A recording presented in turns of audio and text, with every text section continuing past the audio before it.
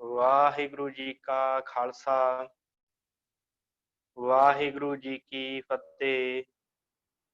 गुरु प्यारी साध संगत जी, बहुत ही वड्डियां भागां वाले हो आप जी, जो हर रोज इस विशेष गुरमत क्लास दे विच हाज़री भरदे हो। बहुत ही अपार सतगुरां दी खास रहमत है आप सबना दे उत्ते। सो सतगुरां दी दया सदका अज धन श्री गुरु ग्रंथ साहिब सच्चे पातशाह जी का पहला प्रकाश पुरब है। सब तो पहला सारी जुड़ी हुई संगत नूं तह दिलों बहुत बहुत वधाई। सतगुरु कृपा करन सानू नामदान गुरसिੱਖੀ जीवन चढ़दी कला दी दात बख्शण। सबना दे जीवन दे विच गुरु दी बाणी जिहड़ी है वो ਚੱਲਣ लग जावे। साडा जीवन गुरबाणी अनुसार हो जावे।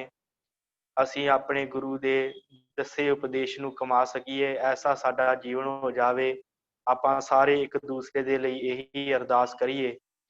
ਸੋ ਇਹ ਬਹੁਤ ਵੱਡੀ ਗੱਲ ਹੈ ਜੋ ਸਤਿਗੁਰਾਂ ਨੇ ਧੰਨ ਗੁਰੂ ਅਰਜਨ ਸਾਹਿਬ ਸੱਚੇ ਪਾਤਸ਼ਾਹ ਜੀ ਨੇ ਸਮੁੱਚੀ ਮਨੁੱਖਤਾ ਦੇ ਉੱਤੇ ਪਰਉਪਕਾਰ ਕੀਤਾ ਹੈ। ਪਾਵਨ ਬਾਣੀ ਸਤਿਗੁਰਾਂ ਨੇ ਬਖਸ਼ਿਸ਼ ਕੀਤੀ। ਪਾਵਨ ਬਾਣੀ ਦੀ ਇੱਕ ਬੀਟ ਬਣਾ ਕੇ ਸਾਨੂੰ ਦੇ ਦਿੱਤੀ, ਜਿਸ ਨੂੰ ਅਸੀਂ ਵਾਚਦੇ ਹਾਂ, ਪੜ੍ਹਦੇ ਹਾਂ ਤੇ ਜਿਸ ਗੁਰਬਾਣੀ ਦੇ ਅਨੁਸਾਰ ਆਪਾਂ ਸਾਰੇ ਜਿਹੜਾ ਹੈ ਉਹ ਆਪਣਾ ਜੀਵਨ ਬਤੀਤ ਕਰਦੇ ਹਾਂ। ਇਹ ਸਤਿਗੁਰਾਂ ਦੀ ਬਹੁਤ ਹੀ ਵੱਡੀ ਸਾਡੇ ਉੱਤੇ ਰਹਿਮਤ ਹੈ, ਸਾਡੇ ਉੱਤੇ ਕਿਰਪਾ ਹੈ। ਸੋ ਆਪਾਂ ਅੱਜ ਇਸ ਵਿਸ਼ੇ ਦੇ ਉੱਤੇ ਧੰਨ ਗੁਰੂ ਗ੍ਰੰਥ ਸਾਹਿਬ ਜੀ ਦਾ ਜੋ ਇਤਿਹਾਸ ਹੈ, ਕਿਵੇਂ ਸਤਿਗੁਰਾਂ ਦੀ ਇਹ ਪਾਵਨ ਬੀੜ ਜਿਹੜੀ ਹੈ ਹੋਂਦ ਵਿੱਚ ਆਈ, ਉਹਦੇ ਬਾਰੇ ਆਪਾਂ ਜਿੱਥੇ ਵਿਚਾਰ ਕਰਨੀ ਹੈ ਉੱਥੇ ਆਪਾਂ ਗੁਰਬਾਣੀ ਦੇ ਜੋ ਸਿਧਾਂਤ ਹਨ ਉਹਨਾਂ ਦੀ ਵਿਚਾਰ ਕਰਨੀ ਹੈ। ਗੁਰੂ ਗ੍ਰੰਥ ਸਾਹਿਬ ਜੀ ਦਾ ਕੀ ਸਟਰਕਚਰ ਹੈ, ਕੀ ਬਣਤਰ ਹੈ, ਉਹਦੇ ਬਾਰੇ ਵੀ ਆਪਾਂ ਜਿਹੜੀ ਹੈ ਵਿਚਾਰ ਕਰਨੀ ਹੈ। ਸੋ ਆਪ ਸਤ ਸੰਗਤ ਨੇ ਇਸੇ ਤਰ੍ਹਾਂ ਹੀ ਜੁੜੇ ਰਹਿਣਾ। ਸੋ ਹੋ ਸਕਦਾ ਹੈ ਕਿ ਕਲਾਸ ਥੋੜੀ ਜੀ ਲੰਬੇਰੀ ਹੋ ਜਾਵੇ, ਪਰ ਕੋਸ਼ਿਸ਼ ਕਰਾਂਗਾ ਕਿ ਸਮੇਂ ਦੇ ਵਿੱਚ ਹੀ ਸਮਾਪਤੀ ਕਰਨ ਦੀ। ਸੋ ਕਿਉਂਕਿ ਜਦੋਂ ਆਪਾਂ ਕਿਤੇ ਕਥਾ ਵਿਚਾਰ ਕਰਦੇ ਹਾਂ ਤੇ ਉਸ ਸਮੇਂ ਸਿਰਫ ਉਹੀ ਗੱਲਾਂ ਹੀ ਸੰਗਤ ਨੂੰ ਸੁਣਾਈਆਂ ਜਾਂਦੀਆਂ ਜਿਹੜੀਆਂ ਸਮੇਂ ਦੇ ਵਿੱਚ ਹੋਣ, ਕਿਉਂਕਿ ਸਮਾਂ ਮਿਲਦਾ ਹਰ ਕਿਸੇ ਨੂੰ। ਕੀਰਤਨ ਕਰਨ ਦਾ ਵੀ ਸਮਾਂ ਹੁੰਦਾ ਹੈ ਤੇ ਕਥਾ ਵਿਚਾਰ ਦਾ ਵੀ ਸਮਾਂ ਉਹਨਾਂ ਕੀ ਮਿਲਦਾ ਹੈ, ਜਿੱਦਾਂ ਕਰਕੇ ਜੋ ਸਮੁੱਚਾ ਇਤਿਹਾਸ ਹੈ ਸਾਡਾ, ਉਹਦੇ ਵਿੱਚੋਂ ਕੁਝ ਕੁ ਹੀ ਗੱਲਾਂ ਸਾਡੇ ਪੱਲੇ ਪੈਂਦੀਆਂ ਹਨ ਜੋ ਸਾਨੂੰ ਪ੍ਰਚਾਰਕ, ਜੋ ਸਾਨੂੰ ਕਥਾਵਾਚਕ ਸੁਣਾ ਕੇ ਜਾਂਦੇ ਆ।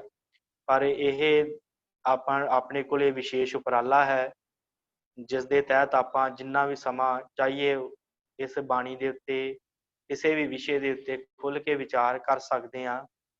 ਸੋ ਸਤਿਗੁਰਾਂ ਦੀ ਬੜੀ ਰਹਿਮਤ ਹੈ, ਸਤਿਗੁਰਾਂ ਦੀ ਦਇਆ ਸਦਕਾ ਆਪਾਂ ਇਸ ਬਾਣੀ ਦੇ ਬਾਰੇ, ਇਸ ਸਤਿਗੁਰਾਂ ਦੇ ਦਿੱਤੇ ਉਪਦੇਸ਼ ਬਾਰੇ, ਇਸ ਧੰਨ ਸ਼੍ਰੀ ਗੁਰੂ ਗ੍ਰੰਥ ਸਾਹਿਬ ਜੀ ਦੇ ਬਾਰੇ ਆਪਾਂ ਜਿਹੜੀ ਹੈ ਜਾਣਕਾਰੀ ਦੀ ਆਰੰਭਤਾ ਕਰਦੇ ਹਾਂ। ਇਸ ਕਲਾਸ ਦੀ ਆਰੰਭਤਾ ਕਰਦੇ ਹਾਂ। ਸਾਧ ਸੰਗਤ, ਸਭ ਤੋਂ ਪਹਿਲਾਂ ਇਹ ਜਾਣ ਲਈਏ ਕਿ ਗੁਰਬਾਣੀ ਹੈ ਕੀ। ਧੰਨ ਗੁਰੂ ਗ੍ਰੰਥ ਸਾਹਿਬ ਸੱਚੇ ਪਾਤਸ਼ਾਹ ਜੀ ਦੇ ਵਿੱਚੋਂ ਹੀ ਆਪਾਂ ਜਿਹੜੀਆਂ ਉਦਾਹਰਨਾਂ ਲੈਣੀਆਂ ਹਨ, ਕਿਉਂਕਿ ਬਾਣੀ ਹੀ ਆਪਣੀ ਵਿਆਖਿਆ ਆਪ ਕਰਦੀ ਹੈ।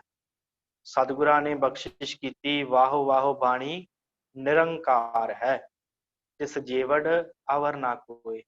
ਬਾਣੀ ਜਿਹੜੀ ਉਹ ਨਿਰੰਕਾਰ ਦਾ ਰੂਪ ਹੈ, ਉਹ ਉਸ ਅਕਾਲ ਪੁਰਖ ਦਾ ਰੂਪ ਹੈ ਜਿਹਦੇ ਬਰਾਬਰ ਹੋਰ ਕੋਈ ਵੀ ਨਹੀਂ। ਵਾਹੋ ਵਾਹੋ ਬਾਣੀ ਨਿਰੰਕਾਰ ਹੈ, ਤਿਸ ਜੀਵੜ ਅਵਰ ਨਾ ਕੋਇ। ਉਹਦੇ ਬਰਾਬਰ ਹੋਰ ਕੋਈ ਨਹੀਂ ਹੈ। ਬਾਣੀ ਨਿਰੰਕਾਰ ਦਾ ਰੂਪ ਸਤਿਗੁਰਾਂ ਨੇ ਦੱਸਿਆ। ਫਿਰ ਸਤਿਗੁਰਾਂ ਨੇ ਗੁਰਬਾਣੀ ਬਾਰੇ ਦੱਸਦਿਆਂ ਕਿਹਾ, ਅੰਮ੍ਰਿਤ ਬਾਣੀ ਹਰ ਹਰ ਤੇਰੀ। ਬਾਣੀ ਨੂੰ ਅੰਮ੍ਰਿਤ ਕਿਹਾ। ਅੰਮ੍ਰਿਤ ਬਾਣੀ ਹਰ ਹਰ ਤੇਰੀ, ਸੁਣ ਸੁਣ ਹੋਏ ਪਰਮਗਤ ਮੇਰੀ। ਪਰਮਗਤੀ ਪ੍ਰਾਪਤ ਹੋ ਜਾਂਦੀ, ਮੁਕਤੀ ਪ੍ਰਾਪਤ ਹੋ ਜਾਂਦੀ ਜਿਹੜਾ ਬਾਣੀ ਨੂੰ ਸੁਣਦਾ। ਅੰਮ੍ਰਿਤ ਬਾਣੀ ਹਰ ਹਰ ਤੇਰੀ, ਸੁਣ ਸੁਣ ਹੋਏ ਪਰਮਗਤ ਮੇਰੀ। ਫਿਰ ਹੋਰ ਕੀ ਹੁੰਦਾ ਹੈ, ਜਲਣ ਬੁਝੀ। ਤ੍ਰਿਸ਼ਨਾ ਦੀ ਵਿਕਾਰਾਂ ਦੀ ਜਲਣ ਬੁਝ ਜਾਂਦੀ ਹੈ। जलन बुझी शीतल होए मनुआ, सतगुर का दर्शन पाए जियो। इस गुरबाणी ਦੇ ਵਿੱਚੋਂ ਸਤਿਗੁਰੂ ਦਾ ਦਰਸ਼ਨ ਹੁੰਦਾ ਹੈ। ਇਸ ਗੁਰਬਾਣੀ ਦੇ ਨਾਲ ਮਨੁੱਖ ਦੀ ਜੋ ਹੈ ਤ੍ਰਿਸ਼ਨਾ ਰੂਪੀ ਜਿਹੜੀ ਜਲਨ ਬੁਝ ਜਾਂਦੀ ਹੈ, ਮਨ ਸ਼ਾਂਤ ਹੋ ਜਾਂਦਾ ਹੈ। ਨਿਰੰਕਾਰ ਰੂਪ ਹੈ ਬਾਣੀ, ਬਾਣੀ ਅੰਮ੍ਰਿਤ ਰੂਪ ਹੈ। ਬਾਣੀ ਮਨੁੱਖ ਦਾ ਜਿਹੜਾ ਹੈ ਭਲਾ ਕਰਨ ਵਾਲੀ ਹੈ, ਪਰਮ ਗਤੀ ਪ੍ਰਾਪਤ ਕਰਾਉਣ ਵਾਲੀ ਹੈ। ਬਾਣੀ ਦੇ ਨਾਲ ਮਨੁੱਖ ਦੇ ਵਿਕਾਰ ਮਿਟਦੇ ਹਨ, ਸ਼ੀਤਲਤਾ ਆਉਂਦੀ ਹੈ ਮਨ 'ਚ। ਬਾਣੀ ਦੇ ਨਾਲ ਗੁਰੂ ਦੇ ਦਰਸ਼ਨ ਹੁੰਦੇ ਆ। ਫਿਰ ਸਤਿਗੁਰਾਂ ਨੇ ਬਖਸ਼ਿਸ਼ ਕੀਤੀ, ਆਵੋ ਸਿੱਖ ਸਤਿਗੁਰੂ ਕੇ ਪਿਆਰਿਓ, ਗਾਵੋ ਸੱਚੀ ਬਾਣੀ। ਇਹ ਬਾਣੀ ਸੱਚੀ ਹੈ, ਇਸ ਬਾਣੀ ਨੂੰ ਗਾਓ ਜਿਹੜੀ ਧੰਨ ਗੁਰੂ ਗ੍ਰੰਥ ਸਾਹਿਬ ਸੱਚੇ ਪਾਤਸ਼ਾਹ 'ਚ ਹੈ। ਗਾਵੋ ਸਿੱਖ ਸਤਿਗੁਰੂ ਕੇ ਪਿਆਰਿਓ, ਗਾਵੋ ਸੱਚੀ ਬਾਣੀ। ਬਾਣੀ ਤਾਂ ਗਾਵੋ ਗੁਰੂ केरी ਬਾਣੀਆਂ ਸਿਰ ਬਾਣੀ। ਕਿਹੜੀ ਬਾਣੀ ਸਤਿਗੁਰੂ ਗਾਈਏ? ਜਿਹੜੀ ਸਿਖਰ ਦੀ ਬਾਣੀ ਹੈ, ਭਾਵ ਉਸ ਅਕਾਲ ਪੁਰਖ ਦੀ ਬਾਣੀ ਜਿਹੜੀ ਹੈ ਨਾ, ਉਹ ਗਾਉਣੀ ਕਰੋ, ਜਿਹੜੀ ਧੰਨ ਸ਼੍ਰੀ ਗੁਰੂ ਗ੍ਰੰਥ ਸਾਹਿਬ ਦੇ ਵਿੱਚ ਦਰਜ ਹੈ। ਇਸੇ ਤਰ੍ਹਾਂ ਸਤਿਗੁਰਾਂ ਨੇ ਕਿਹਾ ਬਾਣੀ ਗੁਰੂ, ਬਾਣੀ ਸਾਡਾ ਗੁਰੂ ਵੀ ਹੈ। ਜਿੱਥੇ ਬਾਣੀ ਨਿਰੰਕਾਰ ਦਾ ਰੂਪ ਹੈ, ਜਿੱਥੇ ਬਾਣੀ ਅੰਮ੍ਰਿਤ ਬਾਣੀ ਹੈ, ਜਿੱਥੇ ਬਾਣੀ ਦੇ ਨਾਲ ਸ਼ੀਤਲਤਾ ਆਉਂਦੀ ਹੈ, ਉਹ ਬਾਣੀ ਗੁਰੂ ਰੂਪ ਵੀ ਹੈ। ਸਤਿਗੁਰਾਂ ਨੇ ਕਿਹਾ ਬਾਣੀ ਗੁਰੂ, ਗੁਰੂ ਹੈ ਬਾਣੀ, ਵਿੱਚ ਬਾਣੀ ਅੰਮ੍ਰਿਤ। ਸਾਰੇ ਸਾਰੇ ਅੰਮ੍ਰਿਤ ਜਿਹੜੇ ਇਸ ਬਾਣੀ ਦੇ ਵਿੱਚ ਹਨ। ਬਾਣੀ ਗੁਰੂ, ਗੁਰੂ ਹੈ ਬਾਣੀ, ਵਿੱਚ ਬਾਣੀ ਅੰਮ੍ਰਿਤ ਸਾਰੇ। ਗੁਰ ਬਾਣੀ ਕਹੈ ਸੇਵਕ ਜਨ ਮਾਨੈ, ਪ੍ਰਤੱਖ ਗੁਰੂ ਨਿਸਤਾਰੇ। ਉਹਦਾ ਨਿਸਤਾਰਾ ਹੋ ਜਾਂਦਾ ਹੈ ਜਿਹੜਾ ਮਨੁੱਖ ਗੁਰਬਾਣੀ ਨੂੰ ਗਾਉਂਦਾ ਹੈ, ਜਿਹੜਾ ਮਨੁੱਖ ਗੁਰਬਾਣੀ ਪੜ੍ਹਦਾ ਹੈ, ਜਿਹੜਾ ਮਨੁੱਖ ਗੁਰਬਾਣੀ ਦੇ ਨਾਲ ਜੁੜਦਾ ਹੈ, ਉਹਦਾ ਜੀਵਨ ਜਿਹੜਾ ਪਵਿੱਤਰ ਹੋ ਜਾਂਦਾ ਹੈ। ਸਤਿਗੁਰੂ ਬਖਸ਼ਿਸ਼ ਕਰਦੇ ਆ, ਧੁਰ ਕੀ ਬਾਣੀ ਆਈ ਤਿਨ ਸਗਲੀ ਚਿੰਤ ਮਿਟਾਈ। ਚਿੰਤਾਵਾਂ ਕਿਹਦੀਆਂ ਖਤਮ ਹੁੰਦੀਆਂ? ਜਿਹੜਾ ਬਾਣੀ ਪੜ੍ਹਦਾ ਹੈ। ਇਹ ਧੁਰ ਤੋਂ ਆਈ ਹੋਈ ਹੈ। ਸਤਿਗੁਰਾਂ ਨੇ ਕਿਹਾ, ਸਤਿਗੁਰਾਂ ਨੇ ਕਿਹਾ ਜੈਸੀ ਮੈਂ ਆਵੇ ਖਸਮ ਕੀ ਬਾਣੀ। ਇਹ ਮੇਰੀ ਬਾਣੀ ਨਹੀਂ ਹੈ, ਇਹ ਖਸਮ ਦੀ ਬਾਣੀ ਹੈ। ਸਤਿਗੁਰਾਂ ਨੇ ਕਿਹਾ ਜੈਸੀ ਮੈਂ ਆਵੇ ਖਸਮ ਕੀ ਬਾਣੀ, ਫੇਰ ਜੀ ਤੈਸੜਾ ਕਰੀ ਗਿਆਨ ਵੇ ਲਾਲੋ। ਇਹ ਧੁਰ ਕੀ ਬਾਣੀ ਹੈ, ਇਹ ਅਕਾਲੀ ਬਾਣੀ ਹੈ, ਇਹ ਉਸ ਅਕਾਲ ਪੁਰਖ ਵੱਲੋਂ ਆਈ ਹੋਈ ਬਾਣੀ ਹੈ। ਤੋ ਆਪਾਂ ਵਿਚਾਰ ਕੀਤੀ ਗੁਰਬਾਣੀ ਹੈ ਕੀ? ਗੁਰਬਾਣੀ ਨਿਰੰਕਾਰ ਦਾ ਰੂਪ ਹੈ। ਸਤਿਗੁਰਾਂ ਨੇ ਕਿਹਾ ਬਾਣੀ ਅੰਮ੍ਰਿਤ ਰੂਪ ਹੈ, ਜਿਹੜੀ ਮਨ ਦੀ ਸ਼ੀਤਲਤਾ ਸ਼ੀਤਲ ਕਰ ਦਿੰਦੀ ਹੈ, ਮਨ ਨੂੰ ਜਲਨ ਬੁਝਾ ਦਿੰਦੀ ਹੈ ਜਿਹੜੀ ਵਿਕਾਰਾਂ ਦੀ। ਬਾਣੀ ਪ੍ਰਤੱਖ ਹੈ, ਜਿਹੜੀ ਪ੍ਰਤੱਖ ਗੁਰੂ ਰੂਪ ਹੋ ਕਰਕੇ ਮਨੁੱਖ ਦਾ ਕਲਿਆਣ ਕਰਦੀ ਹੈ। ਤੇ ਐਸੀ ਬਾਣੀ ਨੂੰ ਸਤਿਗੁਰੂ ਗੁਰੂ ਅਮਰਦਾਸ ਪਾਤਸ਼ਾਹ ਕਹਿੰਦੇ, ਆਵੋ ਸਿੱਖ ਸਤਿਗੁਰੂ ਕੇ ਪਿਆਰਿਓ, ਗਾਵੋ ਸੱਚੀ ਬਾਣੀ। ਸੋ ਇਹ ਜਿਹੜੀ ਬਾਣੀ ਹੈ, ਇਹ ਕਲਿਆਣ ਕਰਨ ਵਾਸਤੇ ਜਿਹੜਾ ਹੈ ਸਾਨੂੰ ਪ੍ਰਾਪਤ ਹੋਈ ਹੈ। ਸਤਿਗੁਰੂ ਗੁਰੂ ਅਰਜਨ ਸਾਹਿਬ ਸੱਚੇ ਪਾਤਸ਼ਾਹ ਜੀ ਨੇ ਦਇਆ ਕੀਤੀ ਹੈ। ਸਤਿਗੁਰਾਂ ਨੇ ਜਦੋਂ ਇਹ ਵਾਰਸੀ ਗੁਰੂ ਅਮਰਦਾਸ ਸੱਚੇ ਪਾਤਸ਼ਾਹ ਜੀ ਦਾ, ਜਦੋਂ ਸਤਿਗੁਰੂ ਧੰਨ ਗੁਰੂ ਅਰਜਨ ਦੇਵ ਮਹਾਰਾਜ ਸੱਚੇ ਪਾਤਸ਼ਾਹ ਜੀ ਬਚਪਨ 'ਚ ਖੇਡਦੇ ਆ, ਆਪਣੇ ਨਾਨਾ ਗੁਰੂ ਅਮਰਦਾਸ ਮਹਾਰਾਜ ਦੇ ਪੀੜੇ ਦੇ ਹੇਠਾਂ, ਜਿਹਦੇ ਉੱਤੇ ਬੈਠੇ ਸਨ, ਹੇਠਾਂ ਜਿਸ ਬਾਲ ਦੇ ਨਾਲ, ਜਿਸ ਗੇਂਦ ਦੇ ਨਾਲ ਖੇਡਦੇ ਸੀ, ਉਹ ਹੇਠਾਂ ਚਲੀ ਗਈ। ਤੇ ਜਾ ਕੇ ਜਦੋਂ ਉਹਨਾਂ ਦੇ ਪੀੜੇ ਨੇ ਪਾਵੇ ਨੂੰ ਹੱਥ ਪਾਇਆ, ਤੇ ਉਸ ਸਮੇਂ ਇੱਕਦਮ ਜਦੋਂ ਖਿੱਚਿਆ ਤੇ ਉਹ ਪੀੜਾ ਹਿੱਲਿਆ। ਤੇ ਸਤਿਗੁਰਾਂ ਨੇ ਕਿਹਾ ਇਹ ਕਿਹੜਾ ਭਾਰੀ ਪੁਰਖ ਹੈ?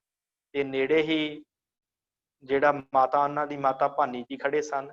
ਉਹਨਾਂ ਕਿਹਾ ਕਿ ਇਹ ਤੁਹਾਡਾ ਦੋਹਤਾ ਹੈ। ਸਤਿਗੁਰਾਂ ਨੇ ਕਿਹਾ ਇਹ ਦੋਹਤਾ ਬਾਣੀ ਕਾ ਬੋਝਤਾ ਹੋਏਗਾ, ਇਹ ਬੜਾ ਭਾਰੀ ਪੁਰਖ ਹੋਏਗਾ, ਇਹ ਐਸਾ ਜਹਾਜ਼ ਬਣਾਏਗਾ ਕਿ ਸਾਰਾ ਸੰਸਾਰ ਉਸ ਜਹਾਜ਼ ਦੇ ਵਿੱਚ ਦੀ ਸੰਸਾਰ ਭਵ ਸਾਗਰ ਤੋਂ ਪਾਰ ਹੋ ਜਾਏਗਾ।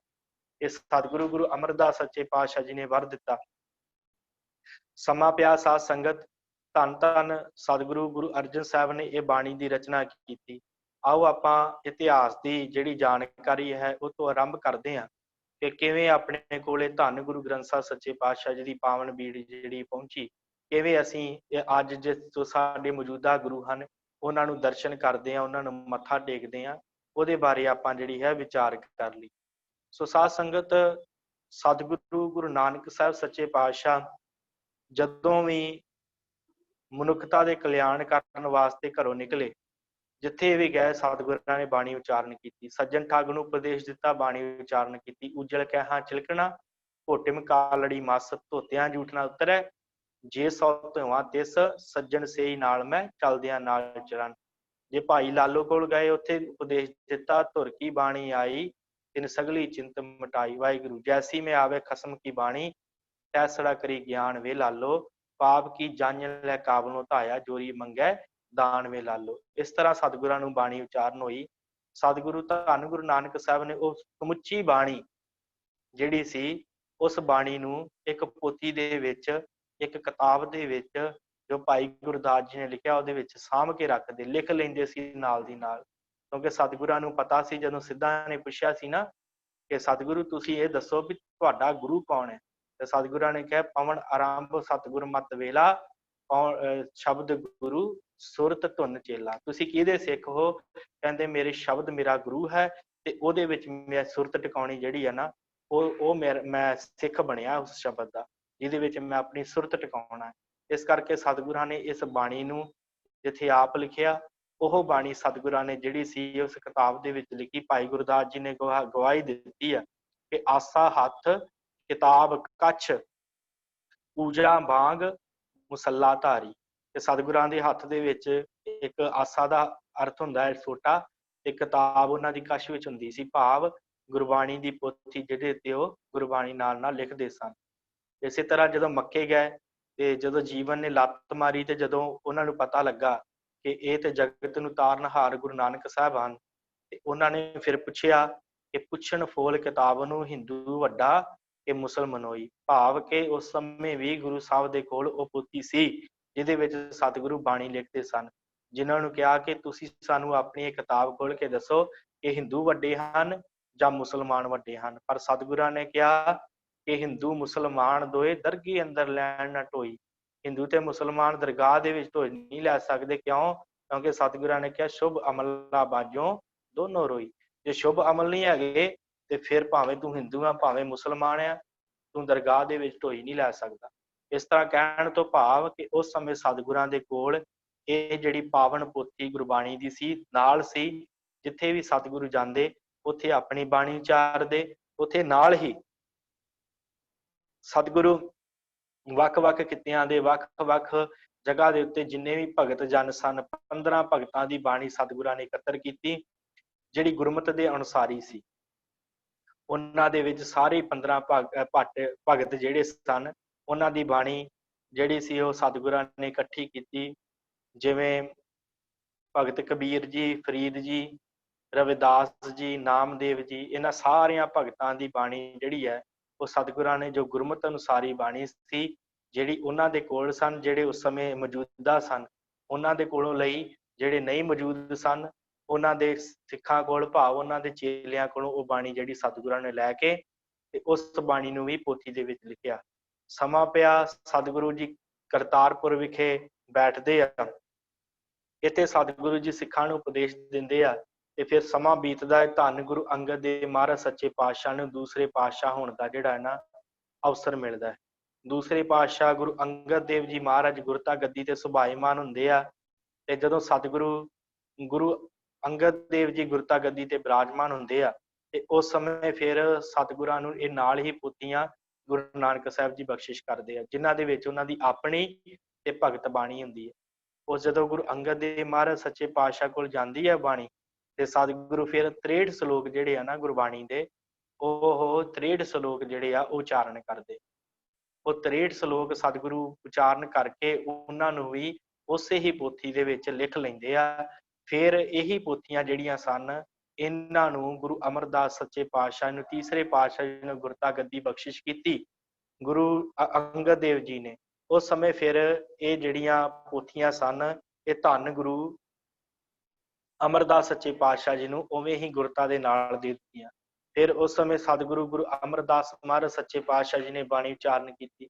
ਸਤਿਗੁਰਾਂ ਦੇ ਕੋਲ ਬੜੇ ਹੀ ਜੋਗੀ ਸੰਨਿਆਸੀ ਬੜੇ ਆਉਂਦੇ, ਸਾਰੇ ਆਣ ਕੇ ਸਤਿਗੁਰਾਂ ਨੂੰ ਜਿਹੜਾ ਸੀ ਉਹ ਸਵਾਲ ਕਰਦੇ। ਸਤਿਗੁਰੂ ਫਿਰ ਉਹਨਾਂ ਦੇ ਸਵਾਲਾਂ ਦੇ ਉੱਤਰਾਂ ਦੇ ਵਿੱਚ ਬਾਣੀ ਉਚਾਰਨ ਕਰਦੇ, ਛੋਟੇ ਛੋਟੇ ਸ਼ਲੋਕ ਉਚਾਰਨ ਕਰਦੇ, ਜਿਹਦੇ ਨਾਲ ਸਿੱਖਾਂ ਦੇ ਭਰਮ ਦੂਰ ਹੁੰਦੇ, ਮਨੁੱਖਤਾ ਦੇ ਕਲਿਆਣ ਵਾਸਤੇ ਉਚਾਰਨ ਕਰਦੇ।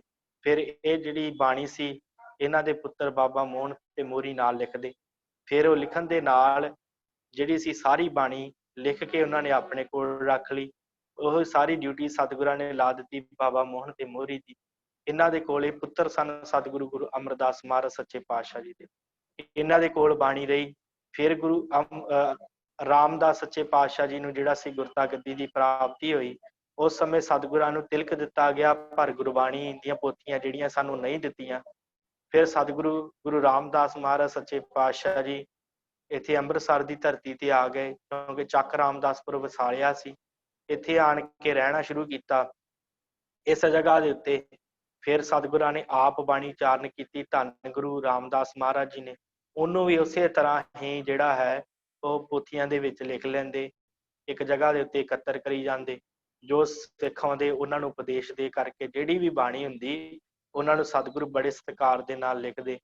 ਉਪਰੰਤ ਸਮਾਂ ਬੀਤਿਆ, ਧੰਨ ਗੁਰੂ ਅਰਜਨ ਦੇਵ ਮਹਾਰਾਜ ਜੀ ਦਾ ਸਮਾਂ ਆਇਆ।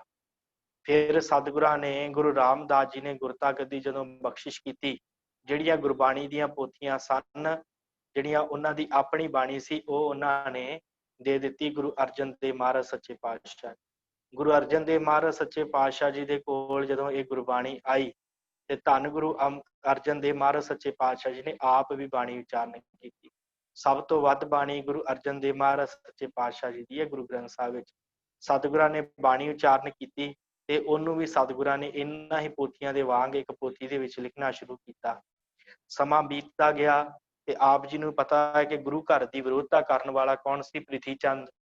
ਇਹਨੇ ਗੁਰੂ ਘਰ ਦੀ ਬੜੀ ਵਿਰੋਧਤਾ ਕੀਤੀ ਤੇ ਹਜੇ ਗੁਰੂ ਹਰਗੋਬਿੰਦ ਸਾਹਿਬ ਜੀ ਦਾ ਜਨਮ ਨਹੀਂ ਸੀ ਹੋਇਆ ਤੇ ਇੱਥੋਂ ਤੱਕ ਇਹਦੀ ਪਤਨੀ ਨੇ ਕਹਿ ਦਿੱਤਾ ਸੀ, ਕਰਮੋ ਨੇ, ਕਿ ਜਦੋਂ ਇਹਨਾਂ ਦੇ ਘਰ ਤੇ ਕੋਈ ਔਲਾਦ ਨਹੀਂ ਹੈਗੀ, ਹੁਣ ਤੇ ਗਾਂ ਮੇਰਾ ਪੁੱਤਰ ਹੀ ਜਿਹੜਾ ਹੈ ਉਹੀ ਗੁਰੂ ਬਣੇਗਾ। ਇਸ ਕਰਕੇ ਮਿਹਰਬਾਨ ਨੂੰ ਇਹ ਲੱਗਾ, ਪ੍ਰਿਥੀ ਚੰਦ ਦਾ ਪੁੱਤਰ ਸੀ ਮਿਹਰਬਾਨ, ਇਹਨੂੰ ਇੰਜ ਲੱਗਾ ਕਿ ਹੁਣ ਇਹਨਾਂ ਤੋਂ ਬਾਅਦ ਤੇ ਮੈਂ ਹੀ ਗੱਦੀ ਤੇ ਬੈਠਣਾ। ਇਸ ਕਰਕੇ ਇਹਨੇ ਵੀ ਆਪਣੀ ਜਿਹੜੀ ਆ ਨਾ ਮਨ ਘੜਤ ਬਾਣੀ, ਕੱਚੀ ਬਾਣੀ ਜਿਹਨੂੰ ਕਹਿੰਦੇ ਆ, ਉਹ ਲਿਖਣੀ ਸ਼ੁਰੂ ਕਰ ਦਿੱਤੀ ਆਪਣੇ ਕੋਲੋਂ ਹੀ। ਤੇ ਜਦੋਂ ਲਿਖਣੀ ਸ਼ੁਰੂ ਕਰ ਦਿੱਤੀ, ਕਹਿੰਦੇ ਇੱਕ ਦਿਨ ਧੰਨ ਗੁਰੂ ਅਰਜਨ ਸਾਹਿਬ ਸੱਚੇ ਪਾਤਸ਼ਾਹ ਏਦਾਂ ਹੀ ਸੰਗਤ ਕੀਰਤਨ ਕਰ ਰਹੀ ਸੀ, ਸਿੱਖ ਸ਼ਬਦ ਪੜ੍ਹ ਰਹੇ ਸੀ ਤੇ ਸਤਿਗੁਰੂ ਜੀ ਆਪਣੇ ਮਹਿਲਾਂ ਤੋਂ ਬਾਹਰ ਆਏ ਤੇ ਜਦੋਂ ਕੋਲੇ ਆਏ ਤੇ ਉਹ ਕਿਸੇ ਸਿੱਖ ਨੇ ਜਿਹੜੀ ਕੱਚੀ ਬਾਣੀ ਸੀ ਨਾ ਮਿਹਰਬਾਨ ਵਾਲੀ, ਉਹਦੇ ਵਿੱਚੋਂ ਜਿਹੜਾ ਹੈ ਸ਼ਬਦ ਪੜ੍ਹ ਦਿੱਤਾ, ਕੱਚੀ ਬਾਣੀ ਵਿੱਚੋਂ। ਤੇ ਸਤਿਗੁਰਾਂ ਨੇ ਉਹ ਸੁਣਿਆ ਤੇ ਸਤਿਗੁਰਾਂ ਨੇ ਇੱਕਦਮ ਇਹ ਗੱਲ ਮਨ ਵਿੱਚ ਆ ਗਈ ਕਿ ਹੁਣ ਇਹ ਜਿਹੜਾ ਹੈ ਨਾ ਇਹ ਰਲਾ ਹੋ ਜਾਏਗਾ, ਭਾਵ ਇਹਦੇ ਵਿੱਚ ਬੜੀ ਵੱਡੀ ਰਲ ਕੱਢ ਹੋ ਜਾਣੀ ਆ। ਇਸ ਕਰਕੇ ਹੁਣ ਇੱਕ ਗ੍ਰੰਥ ਜਿਹੜਾ ਉਹ ਤਿਆਰ ਕਰ ਦੇਣਾ ਚਾਹੀਦਾ।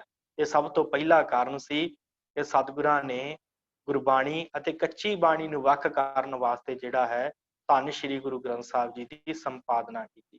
ਕੇਸਰ ਸਿੰਘ ਛਿੱਬਰ ਲਿਖਦੇ ਆ, ਕਹਿੰਦੇ ਕਿ ਮਿਹਰਬਾਨ ਪੁੱਤਰ ਪ੍ਰਿਥੀਏ ਦਾ ਵਿਸ਼ਰੀ ਕਰੇ, ਹਿੰਦੀ ਫਾਰਸੀ ਗੁਰਮੁਖੀ ਨਾਲੇ ਸੰਸਕ੍ਰਿਤ ਪੜ੍ਹੇ, ਤਿਨ ਪੀ ਬਾਣੀ ਬਹੁਤ ਬਣਾਈ, ਭੋਗ ਗੁਰੂ ਨਾਨਕ ਜੀ ਕਾ ਪਾਈ। ਕਹਿੰਦੇ ਇਹਨੇ ਵੀ ਬੜੀ ਆਪਣੀ ਬਾਣੀ ਬਣਾਈ, ਇਹਨੇ ਵੀ ਜਿਹੜਾ ਹੈ ਭੋਗ ਗੁਰੂ ਨਾਨਕ ਸਾਹਿਬ ਜੀ ਦਾ ਨਾਮ ਵਰਤ ਕੇ, ਨਾਨਕ ਨਾਮ ਦੀ ਮੋਹਰ ਲਾ ਕੇ ਜਿਹੜਾ ਹੈ ਭੋਗ ਪਾਇਆ। ਸੋ ਇਸ ਤਰ੍ਹਾਂ ਜਿਹੜਾ ਹੈ ਸਭ ਤੋਂ ਪਹਿਲਾ ਕਾਰਨ ਸਤਿਗੁਰਾਂ ਨੇ ਫਿਰ ਭਾਈ ਗੁਰਦਾਸ ਜੀ ਨੂੰ ਬੁਲਾਇਆ ਕਿ ਭਾਈ ਗੁਰਦਾਸ ਜੀ ਗੁਰ ਕੀ ਬਾਣੀ ਜੁਦਾ ਕਰੀਏ, ਮੀਨੇ ਪਾਉਣ ਲੱਗੇ ਨੇ ਰਲਾ, ਰਲਾ ਨਾ ਵਿੱਚ ਨਾ ਰਲਾ ਕਰੀਏ। ਕਹਿੰਦੇ ਮੀਨੇ ਜਿਹੜੇ ਹਨ ਪ੍ਰਿਥੀ ਚੰਦ ਦੀਆਂ ਔਲਾਦਾਂ ਹਨ ਮਿਹਰਬਾਨ ਵਰਗੇ, ਇਹ ਹੁਣ ਗੁਰਬਾਣੀ ਦੇ ਵਿੱਚ ਰਲਾ ਪਾਉਣ ਲੱਗ ਪਿਆ। ਇਹ ਵੀ ਨਾਨਕ ਨਾਮ ਦੀ ਮੋਹਰ ਲਾ ਕੇ ਬਾਣੀ ਉਚਾਰਨ ਲੱਗ ਪਏ ਆਪਣੀ ਕੱਚੀ ਬਾਣੀ। ਤੇ ਆਪਾਂ ਹੁਣ ਜਿਹੜਾ ਹੈ ਨਾ ਇੱਕ ਵੱਡਾ ਕਾਰਜ ਲਿਖੀਏ ਤੇ ਜਿਹੜੀ ਬਾਣੀ ਹੈ ਵੱਡੇ ਸਤਿਗੁਰਾਂ ਦੀ ਤੇ ਮੇਰੀ ਜਿਹੜੀ ਜਿੰਨੀ ਵੀ ਅਸੀਂ ਉਚਾਰਨ ਕੀਤੀ ਬਾਣੀ, ਉਹਨੂੰ ਇੱਕ ਗ੍ਰੰਥ ਦੇ ਰੂਪ ਦੇ ਵਿੱਚ ਆਪਾਂ ਬੰਨ੍ਹ ਦਈਏ। ਤੇ ਸਾਧ ਸੰਗਤ ਫਿਰ ਇਸ ਤਰ੍ਹਾਂ ਜਿਹੜਾ ਹੈ ਨਾ ਸਾਰਾ ਸੰਕਲਨ ਕੀਤਾ ਸਤਿਗੁਰਾਂ ਨੇ, ਜਿਹੜਾ ਬਾਣੀ ਲਿਖੀ। ਫਿਰ ਉਸ ਤੋਂ ਬਾਅਦ ਦੂਸਰਾ ਕਾਰਨ ਬਾਣੀ ਲਿਖਣ ਦਾ ਕੀ ਸੀ ਕਿ ਗੁਰੂ ਅਰਜਨ ਸਾਹਿਬ ਸੱਚੇ ਪਾਤਸ਼ਾਹ ਜੀ ਤੇ ਅੰਮ੍ਰਿਤਸਰ ਦੀ ਧਰਤੀ ਤੇ ਸਨ ਤੇ ਜਗ੍ਹਾ ਜਗ੍ਹਾ ਦੇ ਉੱਤੇ ਦਰਸ਼ਨ ਨਹੀਂ ਕਰ ਸਕਦੇ ਸਨ ਤੇ ਆਉਣ ਵਾਲੇ ਸਮੇਂ ਦੇ ਵੀ ਸਤਿਗੁਰੂ ਨੂੰ ਪਤਾ ਸੀ ਕਿ ਸਮਾਂ ਕੈਸਾ ਹੈ। ਇਸ ਕਰਕੇ ਸਤਿਗੁਰਾਂ ਨੇ ਇੱਕ ਧੰਨ ਸ਼੍ਰੀ ਗੁਰੂ ਗ੍ਰੰਥ ਸਾਹਿਬ ਦੀ ਐਸੀ ਬੀੜ ਤਿਆਰ ਕਰ ਦਿੱਤੀ ਕਿ ਜਿਹਦੇ ਨਾਲ ਸਿੱਖ ਭਾਵੇਂ ਆਸਟ੍ਰੇਲੀਆ ਬੈਠਾ ਹੈ, ਸਿੱਖ ਭਾਵੇਂ ਅਮਰੀਕਾ ਬੈਠਾ ਹੈ, ਸਿੱਖ ਭਾਵੇਂ ਪੰਜਾਬ ਦੇ ਵਿੱਚ ਬੈਠਾ ਹੈ ਤੇ ਸਿੱਖ ਭਾਵੇਂ ਪੰਜਾਬ ਤੋਂ ਬਾਹਰ ਕਿਸੇ ਰਾਜ ਦੇ ਵਿੱਚ ਬੈਠਾ ਹੈ, ਉੱਥੇ ਵੀ ਧੰਨ ਸ਼੍ਰੀ ਗੁਰੂ ਗ੍ਰੰਥ ਸਾਹਿਬ ਜੀ ਦੇ ਦਰਸ਼ਨ ਕਰ ਸਕਦਾ। ਇਸ ਕਰਕੇ ਸਤਿਗੁਰਾਂ ਨੇ ਇੱਕੋ ਹੀ ਬਾਣੀ ਸਾਰਿਆਂ ਨੂੰ ਦੇ ਦਿੱਤੀ ਤਾਂ ਕਿ ਸਾਰੇ ਹੀ ਗੁਰੂ ਦੇ ਦਰਸ਼ਨ ਕਰ ਸਕਣ। ਇਹ ਦੂਜਾ ਕਾਰਨ ਸੀ। ਤੀਸਰਾ ਕਾਰਜ ਜਿਹੜਾ ਸੀ ਸਤਿਗੁਰਾਂ ਦਾ ਬਾਣੀ ਨੂੰ ਲਿਖਣ ਦਾ, ਉਹ ਇਹ ਕਾਰਨ ਸੀ ਕਿ ਵੱਡੇ ਸਤਿਗੁਰੂ ਉਹਨਾਂ ਦੀਆਂ ਬਾਣੀਆਂ ਨੂੰ ਸਾਂਭਣ ਦਾ ਕਾਰਜ ਕਰਨਾ, ਕਿਉਂਕਿ ਸਤਿਗੁਰਾਂ ਨੇ ਬਾਣੀ 'ਚ ਲਿਖਿਆ ਹੈ, ਹਮ ਧਨਵੰਤ ਭਾਗਟ ਸਚ ਨਾਏ, ਹਰ ਗੁਣ ਗਾਵੈ ਸਹਿਜ ਸੁਭਾਏ, ਰਹਾਓ ਪਿਉ ਦਾਦੇ ਕਾ ਖੋਲ ਡਿੱਠਾ ਖਜ਼ਾਨਾ, ਤਾਂ ਮੇਰੇ ਮਨ ਭਇਆ ਨਿਧਾਨਾ। ਕਹਿੰਦੇ ਮੇਰੇ ਪਿਓ ਦਾਦੇ ਦਾ ਜਿਹੜਾ ਖਜ਼ਾਨਾ ਹੈ ਇਹ ਵੱਡੇ ਸਤਿਗੁਰਾਂ ਦੀ ਬਾਣੀ, ਇਹ ਪਿਓ ਦਾਦੇ ਦਾ ਖਜ਼ਾਨਾ ਹੈ। ਜਦੋਂ ਮੈਂ ਖੋਲ ਕੇ ਦੇਖਿਆ, ਪਿਓ ਦਾਦੇ ਕਾ ਕੋਲ ਡਿੱਟਾ ਖਜ਼ਾਨਾ, ਤਾਂ ਮੇਰੇ ਮਨ ਭਇਆ ਨਿਧਾਨਾ।